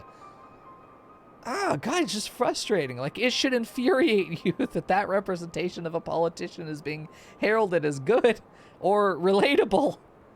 You're not the good guy. Yeah. Should we make note of this stream for highlighting? I mean, we can start that note taking whenever we want, you know. I think it's something I need to address the staff about, so it can be a group effort. But I mean, yes and no. It's whatever you want, man. It's up to you, dude. I don't know. So the whole point to say that in this moment of the story, we can acknowledge that yes, we are going to be, we're going to be looking at a moment where we have had a minor climax, and we are now having to reset the tension, and that's what this is. We are a younger reader, a less experienced reader or player, I'm going to say reader because if I'm referring to someone as the recipient of the narrative, I'm going to call them the reader, just because it's easier to say that. Obviously, you're the player, but in the sake of receiving the narrative, you're the reader in this case of the narrative that's being presented. A less experienced or practiced reader will look at this and be like, oh, is Minfilia dead? Is any of the key characters dead? But we know, because of a trust that we have in the quality of the writing, and that if they were to betray that trust, I would stop playing the game instantly. We know Minfilia, Y'shtola, Papalimo, Anita, they should all be alive. Maybe wounded, maybe threatened, but they should be alive. Yeah. Yeah. All right, anyway, let's go see what's in the solar. This is where we're either going to see the killing of these key characters, or they're going to be disappeared, kidnapped. Something may have happened to them. It seems to me that the bad guys have come here, accomplished what they wanted, and left already. The fact that I'm able to walk freely into what should have been the most fortified point of this location, I think is an indication that they have come and gone. There shouldn't still be an active threat here. Or, yeah, there shouldn't be an active threat still here, so we'll see. We'll see. Yeah, so we have disposable characters that have used... Neuroxy is probably still alive. Another child cosplaying a dead corpse. Look at the dedication. Yeah, we see everyone else is gone. Interesting that the staff is still there. This might have been a back exit that they could use to be safe. It seems it's a couple other... probably just a cabinet, but I wouldn't be surprised to find that that's just a door. It looks like one. So we want to talk about characters that are... We said that when you have spent your narrative worth or value, when you no longer have anything to contribute to the story, you can no longer be an active member of the narrative. Usually that means your character is killed off, or they are shelved at a point where they no longer contribute or do anything. They're just there in the background. This is when characters could just be removed, whether they are or not, but at that point they're just no longer useful. Neuroxia was definitely at that point. We are done with the earlier Beastman tribes. We've already kind of exhausted the narrative value of, I think, most of the Sylph. Now, this one is only like a second in command. This one we were supposed to maybe start getting an emotional attachment to. This is a character that doesn't have anything new to offer. The Elder Sylph does. Still. That's why this character is one that's able to be sacrificed. There is nothing else this one can contribute. This one has nothing left to contribute. This one will now exit the narrative by a fucking knife! No, yeah, so probably dead, maybe wounded, maybe about to die, and we're just sort of lording over the corpse and like, hey, you got any fucking bus money, by the way? God damn, you're pretty. Okay. Anyway, let's see what happens here. Probably last gasp type of stuff. Yeah. We'll see. You twitch every time I say this one, yeah. This one is glad. Walking one is safe. Yeah, the reach. That's how you know they're dead. And we're not offering anything. No crouch, nothing. Reaching into my brain. Oh shit, nice. Okay. Exposition dump. We'll be awaiting your return at the We're allowed to see what happens. There is much to discuss. Godspeed. I read that perfectly, by the way. Go fuck yourself.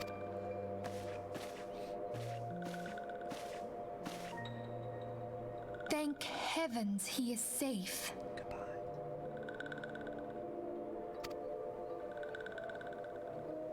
Louisoire, do you see? Your light shines brightly in this one, and in time, it will illuminate the realm once more. Oh!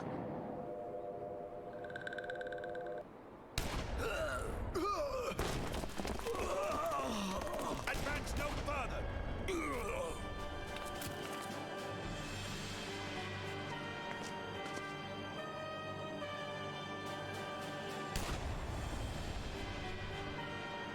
We have come for the one who slayed Ifrit and Titan.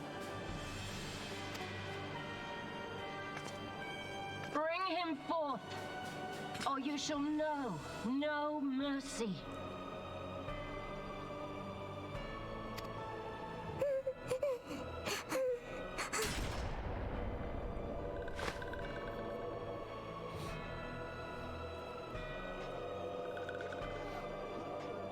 Confound it.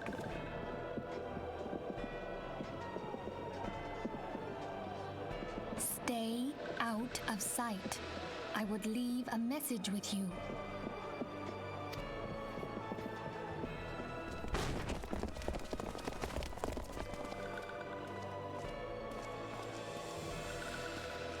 I surrender myself on the condition you spare the innocents. Conditions? There speaks the Supreme Sire. I'll grant you have courage, but you would be better served by armor.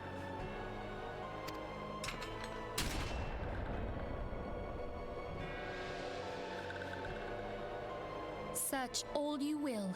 The one you seek is not here. So it would seem.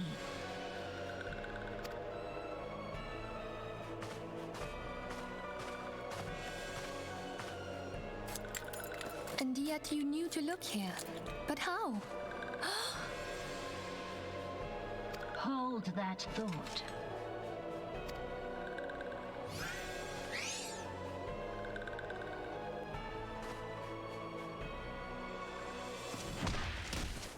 Oh shit. Holy shit. Oh god. No! Holy fuck. I know, it had one fucking job. Okay, hold on. I don't want to talk over it. There's so much to talk about, though. Conditions of surrender. Denied. Yeah, this is why you don't surrender. You don't give your surrender negotiations when you have no power. There's no negotiation. You just surrender. Sorry, not analyzing. Cease at once! Oh, they did get captured, see? But not all of them. Have you not done enough? We haven't seen enough of Urianger. Enough. We must away. We haven't seen enough of Urianger to really be worried about him. He cannot be killed yet. He was either never a character, or he's too powerful to be killed like this. They're probably going to go be interrogated. Hopefully Tataru's going to be okay. She's the only one I'm kind of worried about because she doesn't really serve much of a function. We'll see, though.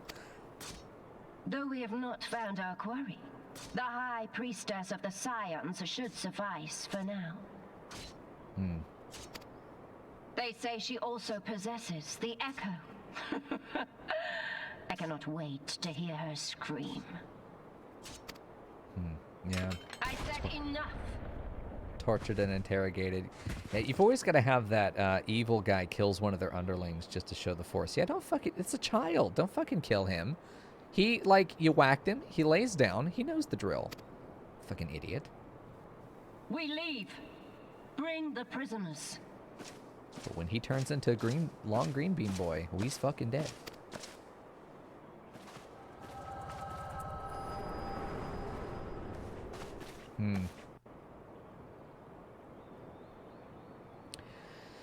Yeah. Okay. Okay, so yeah, there's still a message that we need. I really would have been happier to have the message first in case you have a blood aneurysm and fucking die instead of telling us what happened. We'll figure that out. Anyway, hi, it's me. I'm back, the boy. Okay, so a couple things before we get into this real quick. Minfilia is fucking dumb. Two things. You cannot expect that you're well hidden enough. If you have guards posted, then you are not hiding. If you have guards posted, you are projecting protection. You're projecting the idea that there is something worth guarding here. This would be the first thing that raises people's suspicions. This is why Tataru is out front to stop anyone from going in the door to begin with to see the guards. A couple things. She asked the question, and this is a question I was sure she would ask. How did you know? Because until now, this has been a very secretive location. No one knows that they're operating out of this location, which would be weird because the Empire should be able to surveil this area and see us. We are known as this person. We are known. We're a highly conspicuous character. Anywhere we go is going to be somewhere that gets tracked and surveilled. And they see us. They see other, because they would obviously just be watching the door. Anyone that goes in, anyone that goes out, anywhere that we have been is potentially a co-conspirator or a co-asset. They would be watching those things. Now, we don't have any in-game evidence to suggest that they are actually capable of surveillance, but we have reason to believe that they would be capable of it. We have reason to believe that they would be doing it. So it is a bit of conjecture to suggest that they would be surveilling, but it is not unreasonable to expect that we are not protecting this place as a secret at all. And that I don't think it would be much of a leap of faith for them to have gotten someone in the front door to confirm that something more is going on here than just being a little bar at the end of the port. You know, anywhere we go is going to become a potential target. Go check art. Okay, I have to. So there is reason to believe narratively that they could have literally just surveilled that this is a potential important place to go and then surmised, given the traffic, that we either really love this bar in particular for no reason, or this is the place we return to immediately when we're done conducting official business, which would point to this place being a hotspot of organization. So I would say that we've revealed our hand that this should be a place we should have known. I think this is going to be a contrivance of the writing that we have to assume that we were sold out. That's the implication. Someone has told them, even though it is very realistic that they could have easily surveilled this and figured out this is an important place. The implication is that someone has sold us out. So now we have one of the most frustrating and fucking annoying plot lines in any story, which is the who's the mole? Who ratted us out? Who's the spy? Fucking annoying. I hate it every time. I've never enjoyed this plot line. It's just going to be fucking annoying. Either a character we cared about turns out to be a massive butthole, or it ends up being some nobody who ended up leaking something, or, you know, it was, oops, it was Tataru again. You know, there's no good way to resolve this conflict now, the who's the mole conflict. There's no good way to resolve it, in my opinion. It's just a bad type of conflict. It goes through a cycle, and I'll check art here in a second, but I have to finish the thought or I'll never get back to it. It's in a way, it will always do the same thing. It's another one of these big oxbow bend plots where we're going to be going forward. Something happens. We have to stop and figure out who the mole is, kill them, and then we go forward. What happens in this process is two things. We almost always either lose a character we care about, or there is a massive plot contrivance where a character is introduced purely to be the downfall as the mole. And mole. And then what happens is we further affirm our relationships with every other character. It's meant to build up emotional relationships with the characters that are not the mole, and increase our solidarity with each other, while usually sacrificing one in the process as far as the writing is concerned. I've never seen this plot line done well. The who's the mole who betrayed us question always downgrades the quality of writing, in my opinion. It's just not good. So let's take a look at the art channel and see what Yiz has done. Yes, amazing. Fucking Yiz. This is the exact kind of thing. Hold on. It's going to be a flashbang, by the way. This is the exact kind of thing that we could do for merch. Like 100% Yiz. This is exactly the kind of thing. Look at that. I need to get rid of my camera again. In the Titan fight, this is it, dude. Oh, fucking Rihanna's just dead. Just fucking decked. Oh, excellent. Fucking incredible. He is the best. Oh, man. Hold on. Apparently F is a hotkey in OBS for full screen. Fucking excellent, Yiz. Well done. It needed to be done. It did. There's so much more too. This just it's just so good. Thank you. I've been blessed today. Fucking hell. It was so good. We see, I'm just gonna have a folder of all of the Final Fantasy shitposting stuff that we've gotten. We'll just have a montage, you know, once we beat the game, and just go back to all these wonderful little moments we had. Anyway, so I'm hoping that it doesn't become a full-blown who's the mole. I hope that we can avoid it still. We're not fully committed to that shit plot line. We can still dodge it if the mole is revealed immediately, or how they found out about us is revealed immediately. But the way that that dialogue was written, how did you know about this? Unless the obvious implication is there's a mole. They're pointing us to expect there to be some kind of mole. The only way to get out of this now is to undermine her revelation, which would then itself still be bad writing, but it's better than committing to the shit plot line, in my opinion, where they can have someone immediately reveal how they found out about it, which should be surveillance. It should literally just be, now, did you expect us not to notice that you're coming in and out of this bar all the time? I know you like to drink, but not that much, and not the crap they serve here. You know, that exact line fixes everything. But that's not what we're going to have. This is young adult fiction, so we're going to get some who's the mole shit, because it's easy to write. It's equivalently garbage, but that's fine. I'm not going to be that fucking mean about it. It's shit. It's just shit. I'm angry. Do better than this, please. Just me, wait. Oh, no. Walking one Menphelia. Ask this one to... In case Walking One returned, this one was to say... At church in Eastern Thanalan, Walking One must claim sanctuary. This one... tired. No, tried. Fuck, don't ever say tired when you're dying. Don't do it. This one tried to protect Walking One Menphelia from Imperial ones. You took a kick to the face, you little idiot. She told you to sit in the drawer and just stay there. Forgive this one. Save. No, not again. He reaches. That's dead. Yep. Ah, poor cabbage. Fucking another one. Yeah, so had to have a sacrificial lamb character here, right? We said at the minor climax we should see sacrificial lamb. There should be some kind of loss.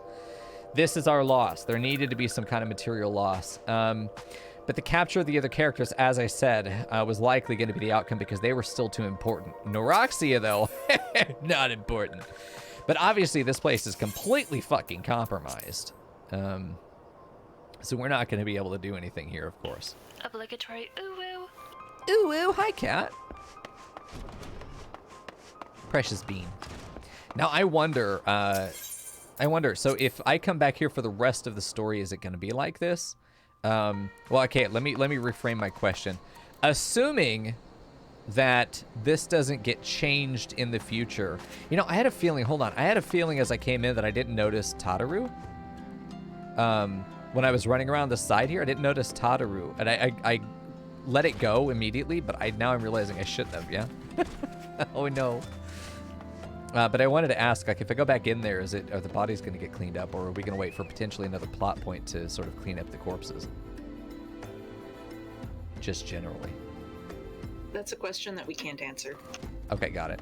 I figured. As soon as I asked it, I'm like, well, it kind of implies things. All right. So we've got that. All that happened, and the people do not give a fuck at all. The Empire just rolls through and kidnaps all of their sign. They don't know that that's in there, probably. Fucking Primrose Whitetail again. Stop following me. Yeah, the rest of the town out here doesn't seem to have reacted to that, which I don't know that I would expect them to, but still, it's an interesting bit of narrative dissonance there.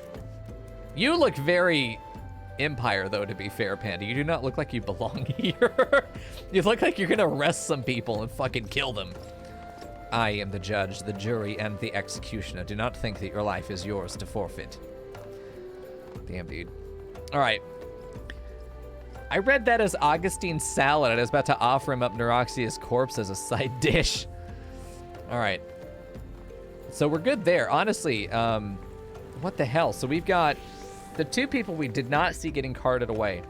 Well, 3 actually. I think Papalimo was in there. I think Papalimo was with the Urianger and Tataru. So that's something that you guys could confirm for me, because I wasn't really looking closely enough in the time they gave me. But there were 3 characters getting escorted out when they got captured. It was Urianger, Tataru, and I think it was Papalimo. Was I right in that? Yes. Okay. Which then means the people that are missing: Thencred, Yida, and Ishtola. Did you notice how I said that Papalimo, Ishtola, and Papalimo and Yida, Ishtola, and Thencred were our expositional characters that would run their course. Eventually, they would become useless to the narrative more rapidly than other characters will, because they're introduced sooner, so they're sort of burning through their narrative exposure faster than other characters might be. So they are like the first on the chopping block. If a core character were to get lost, it's one of those 3. But when we talked about Papalimo and Yida, remember how I suggested that Yida would likely be the one of the 2 to fall into harm, not Papalimo. Papalimo would be safe. So Papalimo as the survivor of that pair, and Thencred as, not Thencred, but and Urianger as someone we have not interacted with yet. I think the 3 characters that did not get captured are likely going to spend the last of their narrative value in saving Tataru, who must be protected. In saving Tataru, Papalimo, Urianger, and Menphilia. And Menphilia probably won't survive, ultimately. She is a leader. Leaders ultimately end up either being just fine, or they end up fully fucking dying, usually as atonement for their failure to protect their people.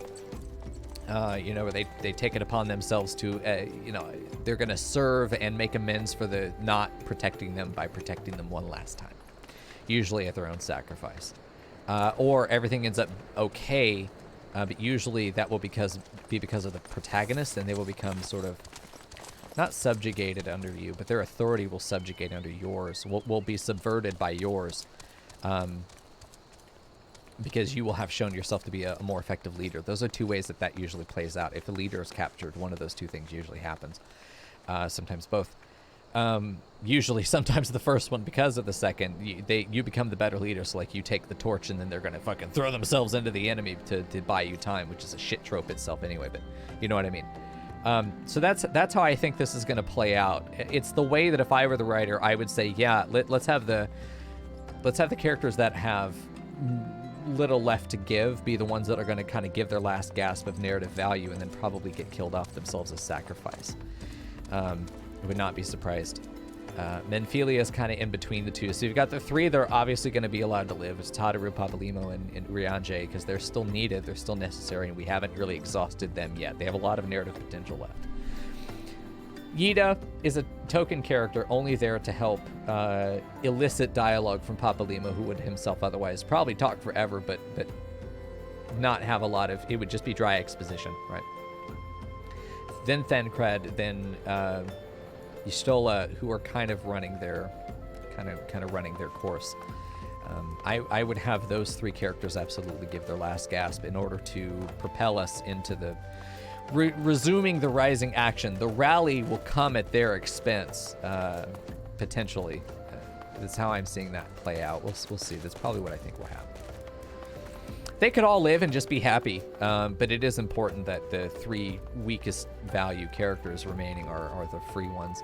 Okay, so next up is Braving New Depths. Nope, wrong. I lied. All good things. Well, there's a title. All good things obviously must come to an end, is the rest of that saying.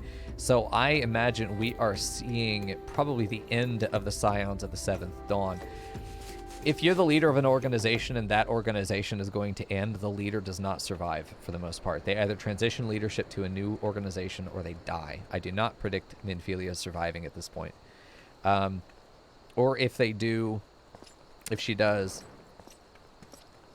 I don't see it. I don't see a path in which Minfilia survives all this, and the plot is better for it. I don't. We need to get rid of this leader so that we can have a new leader emerge. That is definitely the transition I think we're seeing here. I'm going to read the description here. I'm wondering if they're going to give us any clues. Okay. While searching for signs of life, you come upon Neuraxia. To your dismay, the sylph is mortally wounded. Using the power of the echo, you learn from her that the waking sands was raided by Imperial forces who slaughtered countless scions before departing with prisoners. Minfilia is among them. With her dying breath, Neuraxia implores you to seek shelter at the Church of Saint Adama. Oh, Adama Landama, that's right, in eastern Thanalan. The thought of leaving her and the others fills you with anguish. But if you are to rescue the prisoners and avenge the dead, you must first survive. Yeah, so it's an active manhunt scenario, which is interesting. I love these because it definitely makes sense. This is probably why we came here. I think the Empire of Gargalon probably ended up killing our homeland, maybe even before the Calamity. Maybe the Calamity is how we escaped from the Empire to begin with, and maybe that's another reason that we, as far as a roleplay is concerned, maybe that's another reason that we are opposing the Empire, is that we will probably be summarily executed for sucking too much dick. If we're caught and captured, I would not be surprised that we could, weave that in. So for us to be, again, hunted and wanted actively by the Empire seems very much up our character's alley. And is, I think, to me, always an interesting plot point because the world changes. It's a plot point that changes the world, the way that you interact with the world. If you're a wanted criminal, people talk to you differently. You find out who your real allies are, the people who are willing to truly oppose the Empire by aiding and abetting you, potentially, versus those that will turn you in for any number of reasons. People that may have just been neutral to you or not even known you will now become enemies, and they're civilians doing what they believe is the right thing according to their allegiance with the Empire. Bitch. Like him. He could have been like, oh shit, I know him, he's wanted, and then come and fucking draw his sword and try and arrest me, and I've been ready to fucking punch him in the dick. I was ready, I love when narratives make you an outlaw. I think that, especially if you've been the hero all along, your transition to outlaw status is that, we had the plot diagram where it did that and it went down again. That's a diffusion of tension because now we're having to reset ourselves and where we are in the world. Our position in the world is no longer assured or known even. And that to me is really interesting. So I'm interested in this. I just hope we don't have an actual mole in the organization. It turns out to be Ida or something, and she turns out to be fucking smarter than everyone thought she was, and she's actually just working for the bad guys, and how could you not see it? Ha ha ha, Papa Lebo's not so smart after all. I fucking hope it's not that shit. But it could be. I hope not. God. Jeez, I'll be so fucking disappointed if it is. We're going to Camp Drybone. Let's do Camp Drybone, dude. Let's go see what Sanctuary looks like. We've had some MSQ here. We have an established relationship with some of these people, and there's one guy, I'm gonna go point him out, that I think Eisenbard is gonna be extremely important for this little narrative of us being at Sanctuary here. We've treated him well. We've treated his people well. He should be on our side. He should be willing to oppose it. He just nodded. Fucking got him, boys! Recorded, too. Eat my ass. Whoa, hello. Tall, dark, and fucking bony. Look at that man. Wow. You wake up in the morning and turn around and see that in your bed, and you're fucking terrified. Ah, yes, I married my paralysis demon. Look at those fucking eyes, dude. Will you marry me? Do I have a choice? Yes. Oh, good. Thank God. Excuse you, I'd be ecstatic. Okay, Fern. All right. Dude, we need to get the edgiest dragon boy, just sweet nothings and pillow talk in the morning with Quiet, who is gigantic, by the way, compared to tiny dragon man, tiny edgy emo dragon man. They're blasting fucking meme edits of My Chemical Romance in the car on their way to the anything. Can't go wrong, actually. It sounds like a good fucking life. But anyway, Eisenbard, I think, is going to be on our side, but ultimately I think it's going to be his decision. I would not be surprised to find that Eisenbard ends up being a sacrificial lamb to buy us time when the Sanctuary is nullified. Sanctuaries are temporary landing pads for the narrative. They are always invalidated. This sanctuary will collapse. It will no longer be a sanctuary because the Empire will be hot on our trail. The Empire will know we're here. The Empire will come looking for us again. And just as happened with Seven Dawns base in the Waking Sands, the same thing will happen here. He agrees. And what I think will happen is he will probably, as payment for our helping his people, buy time for us to escape and likely be captured, if not killed himself. But I think that to some extent, he is going to end up buying us time. As the leader, it's going to be his responsibility to either capitulate to the Empire and sell us out, or he's going to protect us. I suspect that's going to happen because we know anytime you ever see it, this is a rule. Any story will follow this rule, the rules of reading, if you will. The rules, narrative rules. One of those rules is if you have a sanctuary, that sanctuary will not last. Those sanctuaries are meant to be defiled. It is every plot point in which includes a sanctuary or amnesty that is temporary.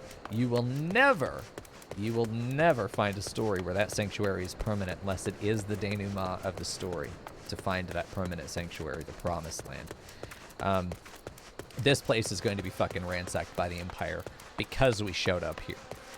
We are now having a trope of leaving disaster in our wake. We will never be killed and captured, but everyone attached to us will be. Potentially, we're starting a longer downtrend of all of our support network is going to be undermined, if not burned out from under us.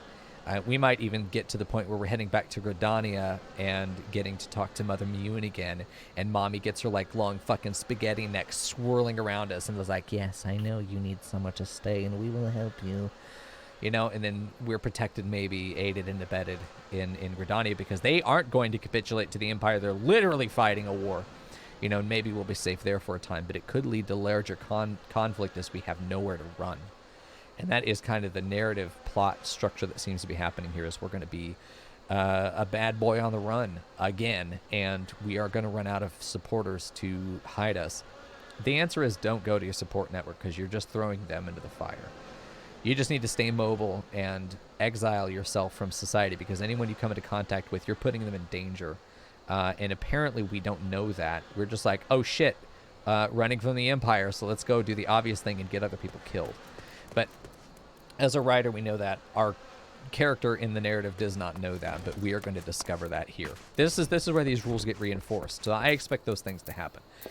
Iliad is very fucking dead. Do you know how I know? He has one glasses, religious figure, old, and helping us. Super fucking dead. Is something troubling you, my son? You have the look of one who has endured great suffering. Is there anything I can do to help? Anything at all? You need only ask. Yes. We need to tell them the wild... We came here telling him something about the wild roses earlier in the game, so this is our code. Yeah, at this point, we probably don't know what to do. Could say nothing, I'm sure. I'm sure this doesn't matter. Yes, Kat? Sorry, I'm typing. How dare you type, bitch! Fucking spook the chocobo. Yeah, I think that we call upon, like, we are not panicked. We are not panicked and we're not being vague. Curse my, like, we're not angry about this, I think. Forgive me, Daddy. Sorry, Daddy. I've been bad. No. We're not going to do that to the fucking priest. I think we're going to stay in code because clearly there are other people here who may be sympathetic to the Empire. We have to rely on our covert support network. We cannot do anything in the open. The fact that we're here is a problem. The fact that we walked in this building has marked this man for death. That man's watching. Esmore, probably a fucking sympathizer to the Empire, is like, fuck, Empire women, give them to me. And they'll sell me out to get some, little fucking bitch. I see you over there. But no, I think we're going to choose this one because it seems like the most likely that we are. I'm not sure how to proceed. However, not panicked. We know what we need to do is go try and find some kind of lead in how to get these guys back. What really needs to happen is at this point, we're probably going to run right smack into Fencred, Y'shtola, and Yida. I'd not be surprised to see one or all three potentially, probably specifically Fencred. The wild roses. I see. You may speak freely here. We are all friends of Scions. No, that's not. At least right there. Fucking it's him. Not really though, but like, this is an arrogant assertion that his people are all air fucking tight, and that's not true. This is exactly why the sanctuary will be in downfall. When you assert we are all friends of the Scions, that's false. That's a red fucking flag that any expert reader is going to go, oops, he's dead. No, he believes that, yes, but we know as the readers that's fucking wrong. There's no way that's true. He pays me too. Excellent. Please pay into your collections every week, everyone, so that he can pay that money to me. How could this have happened? And you are certain that Menphelia was among those taken by the Garleans? Yeah, watched him do it.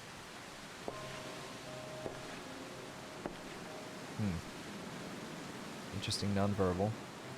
He is, oh, look at us paying respect. He's overwhelmed. Yeah, he's overwhelmed. This could be a coping mechanism for him emotionally, that this character is calling upon his faith. He could be posing as a priest. He could not actually be a man of faith.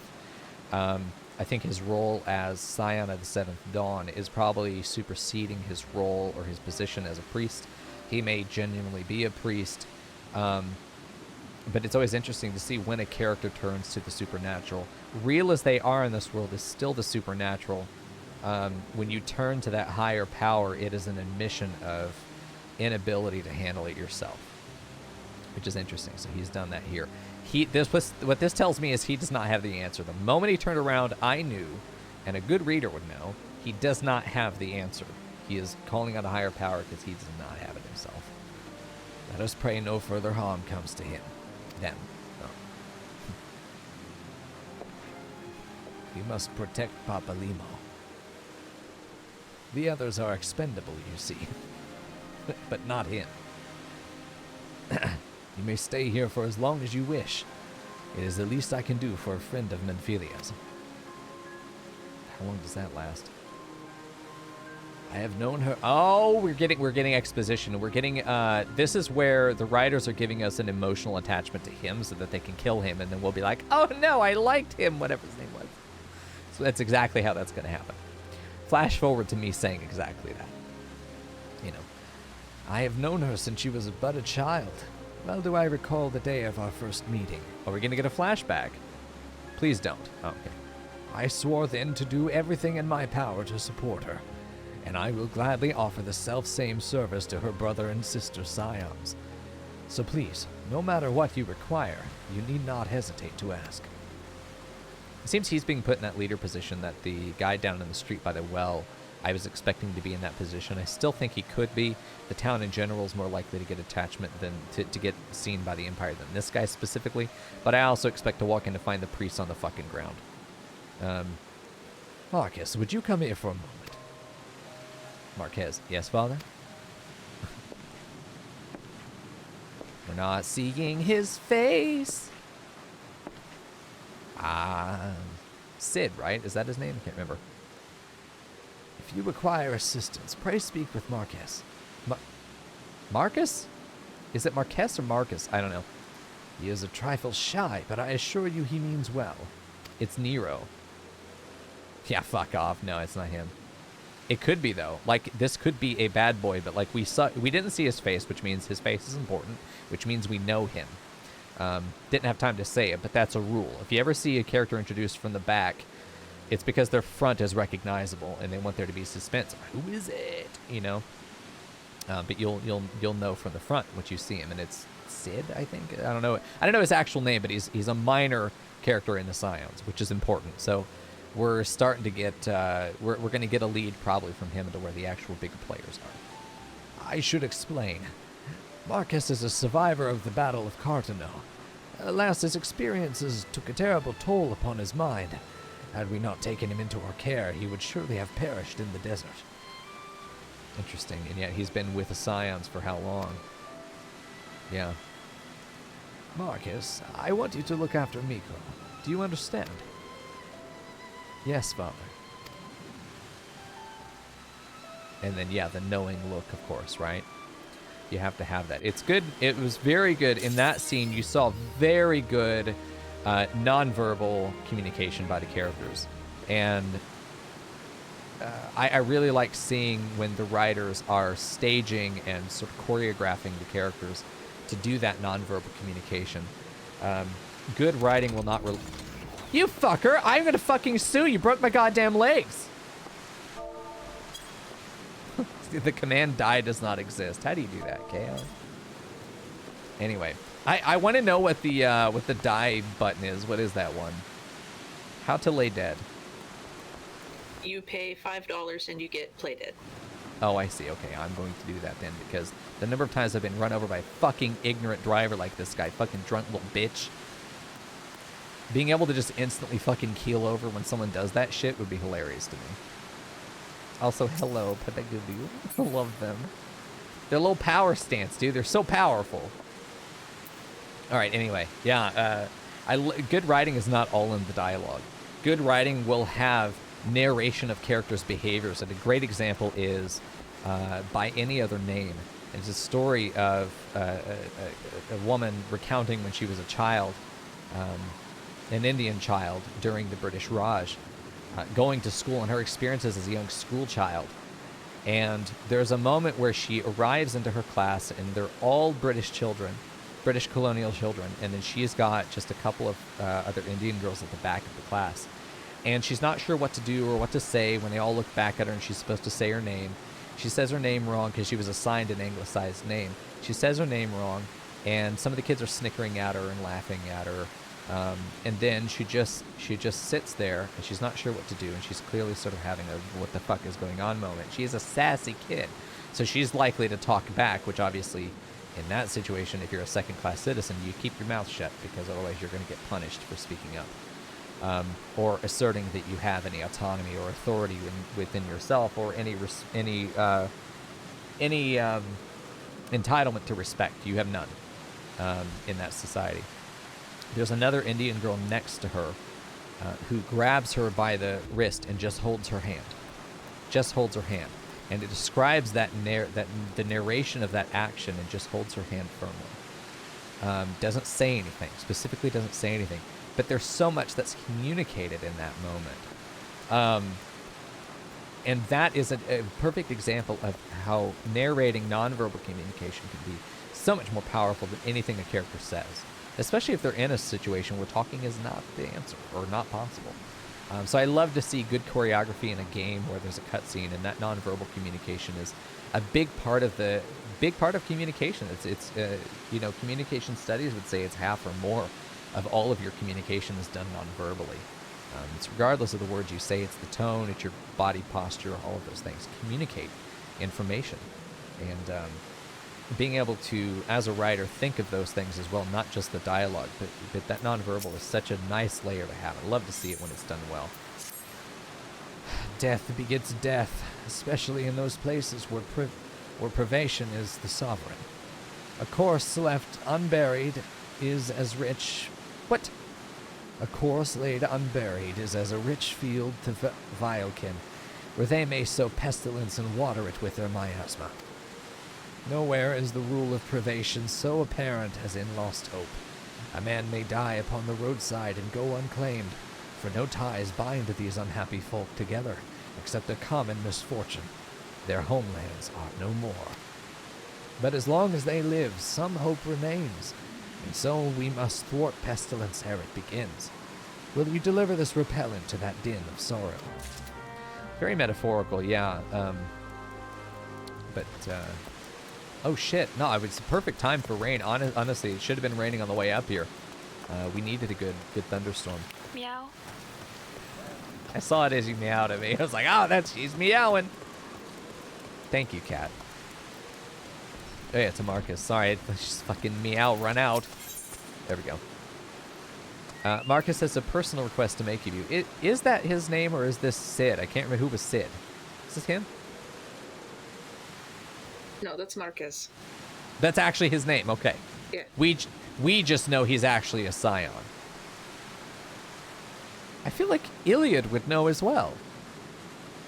Then I guess I don't understand why Marcus is being, like, super sneaky about his identity. There's something I'm missing here. Am I missing something?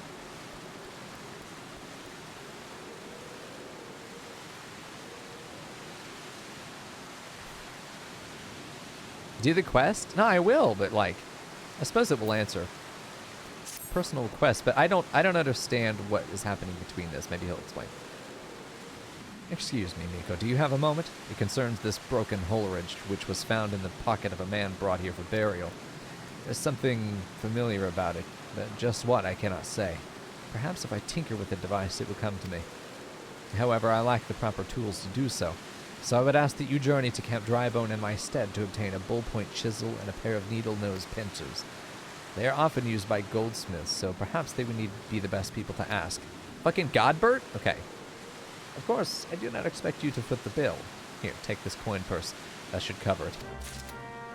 You don't think I missed anything? Okay, I trust you. Yeah, there's definitely something more going on here, which... it seems weird that there wasn't more foreshadowing about this. I mean, this is whenever you have a group that's thrown into disarray, you're going to start seeing stuff that doesn't feel foreshadowed, because if the Scion base being raided and thrown into disarray was foreshadowed, they would have prepared for it. But the fact that they didn't prepare for it is why it worked, and at the same time why we shouldn't expect to have foreshadowing. That's going to make some things that follow make perfect sense. We're going to be in a position, I think, where we're going to have probably a lot of moments where we're asking, what the fuck? This is one of those moments where I'm like, what the fuck? Traveling Goldsmith, not Godbert, sad times. A bullpoint chisel, you say? And a pair of needle-nose pincers? Those things don't come cheap, you know. Here, take my coin purse and squeeze gently. Yes, yes indeed. Falls balls. Well, they're mine, but for $2.50 an hour, they can be yours too.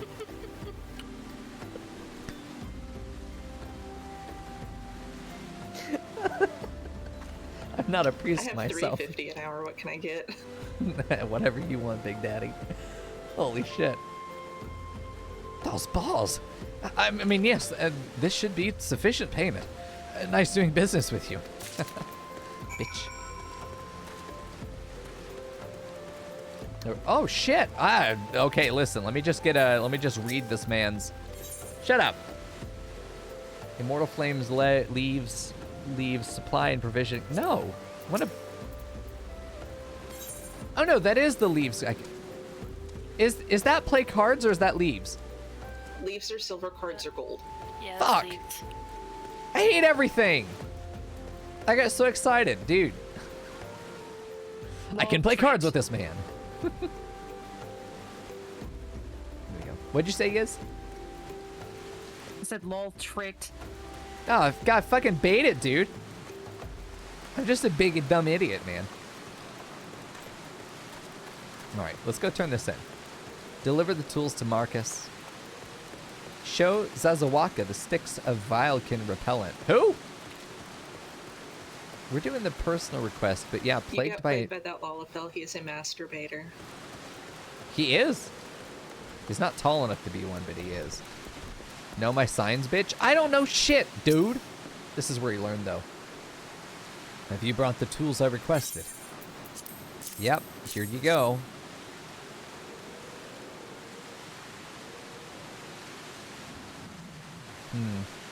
Something occurs to me. Please wait here for a moment. We haven't really had meaningful engagements with this character yet. We just recognize him as having been around. Maybe we are not meant to have recognized him. If we never went in that side room, we would have never seen him, to be fair. Yeah, no, Kat, I do like time notices. And I am looking for a point to wrap this. We did see Marquez earlier in the MSQ when we first came out here. He was tending the graves, and you had to take the body, like, up.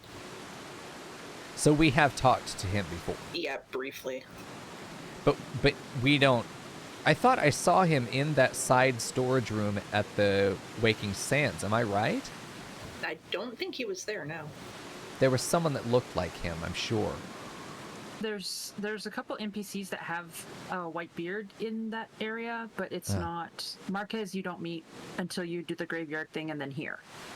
Okay, yeah. So thanks for the info. So my analysis was just wrong then, as far as the seeing him from behind and then turning around and seeing him is weird. Like, he should have had more importance or prominence to be revealed in that way. So yeah, my entire expectation for how this quest is going is based on him having been a scion. But then my question, before was like, if Iliad knows everyone here is a scion or are friends of the scions, why is this guy being a scion at all a revelation? It's not. It's not the same guy. Okay, thank you. Yeah, those corrections are really important. If I get something that is just blatantly wrong and it's because I'm dumb and I missed something, I do want corrections on that stuff because it will be the basis of a bad analysis. Yeah, We're as far gonna as I bed. remember, he's just a refugee for right now. Okay. Yeah, he seems like he's going to have too much importance because he has a very interesting skill. And he knows things now. So he's getting clued in, which improves his prominence. We are in a stage now where we either need to recollect old characters or we need to promote new characters into the position of prominence. So I doubt this guy will be long-term prominent, but he definitely is becoming more important now. Yeah. Anyway, thank you for the information. There we go. It was for naught. Though I repaired the device easily, this sensation that stirs within me remains a mystery.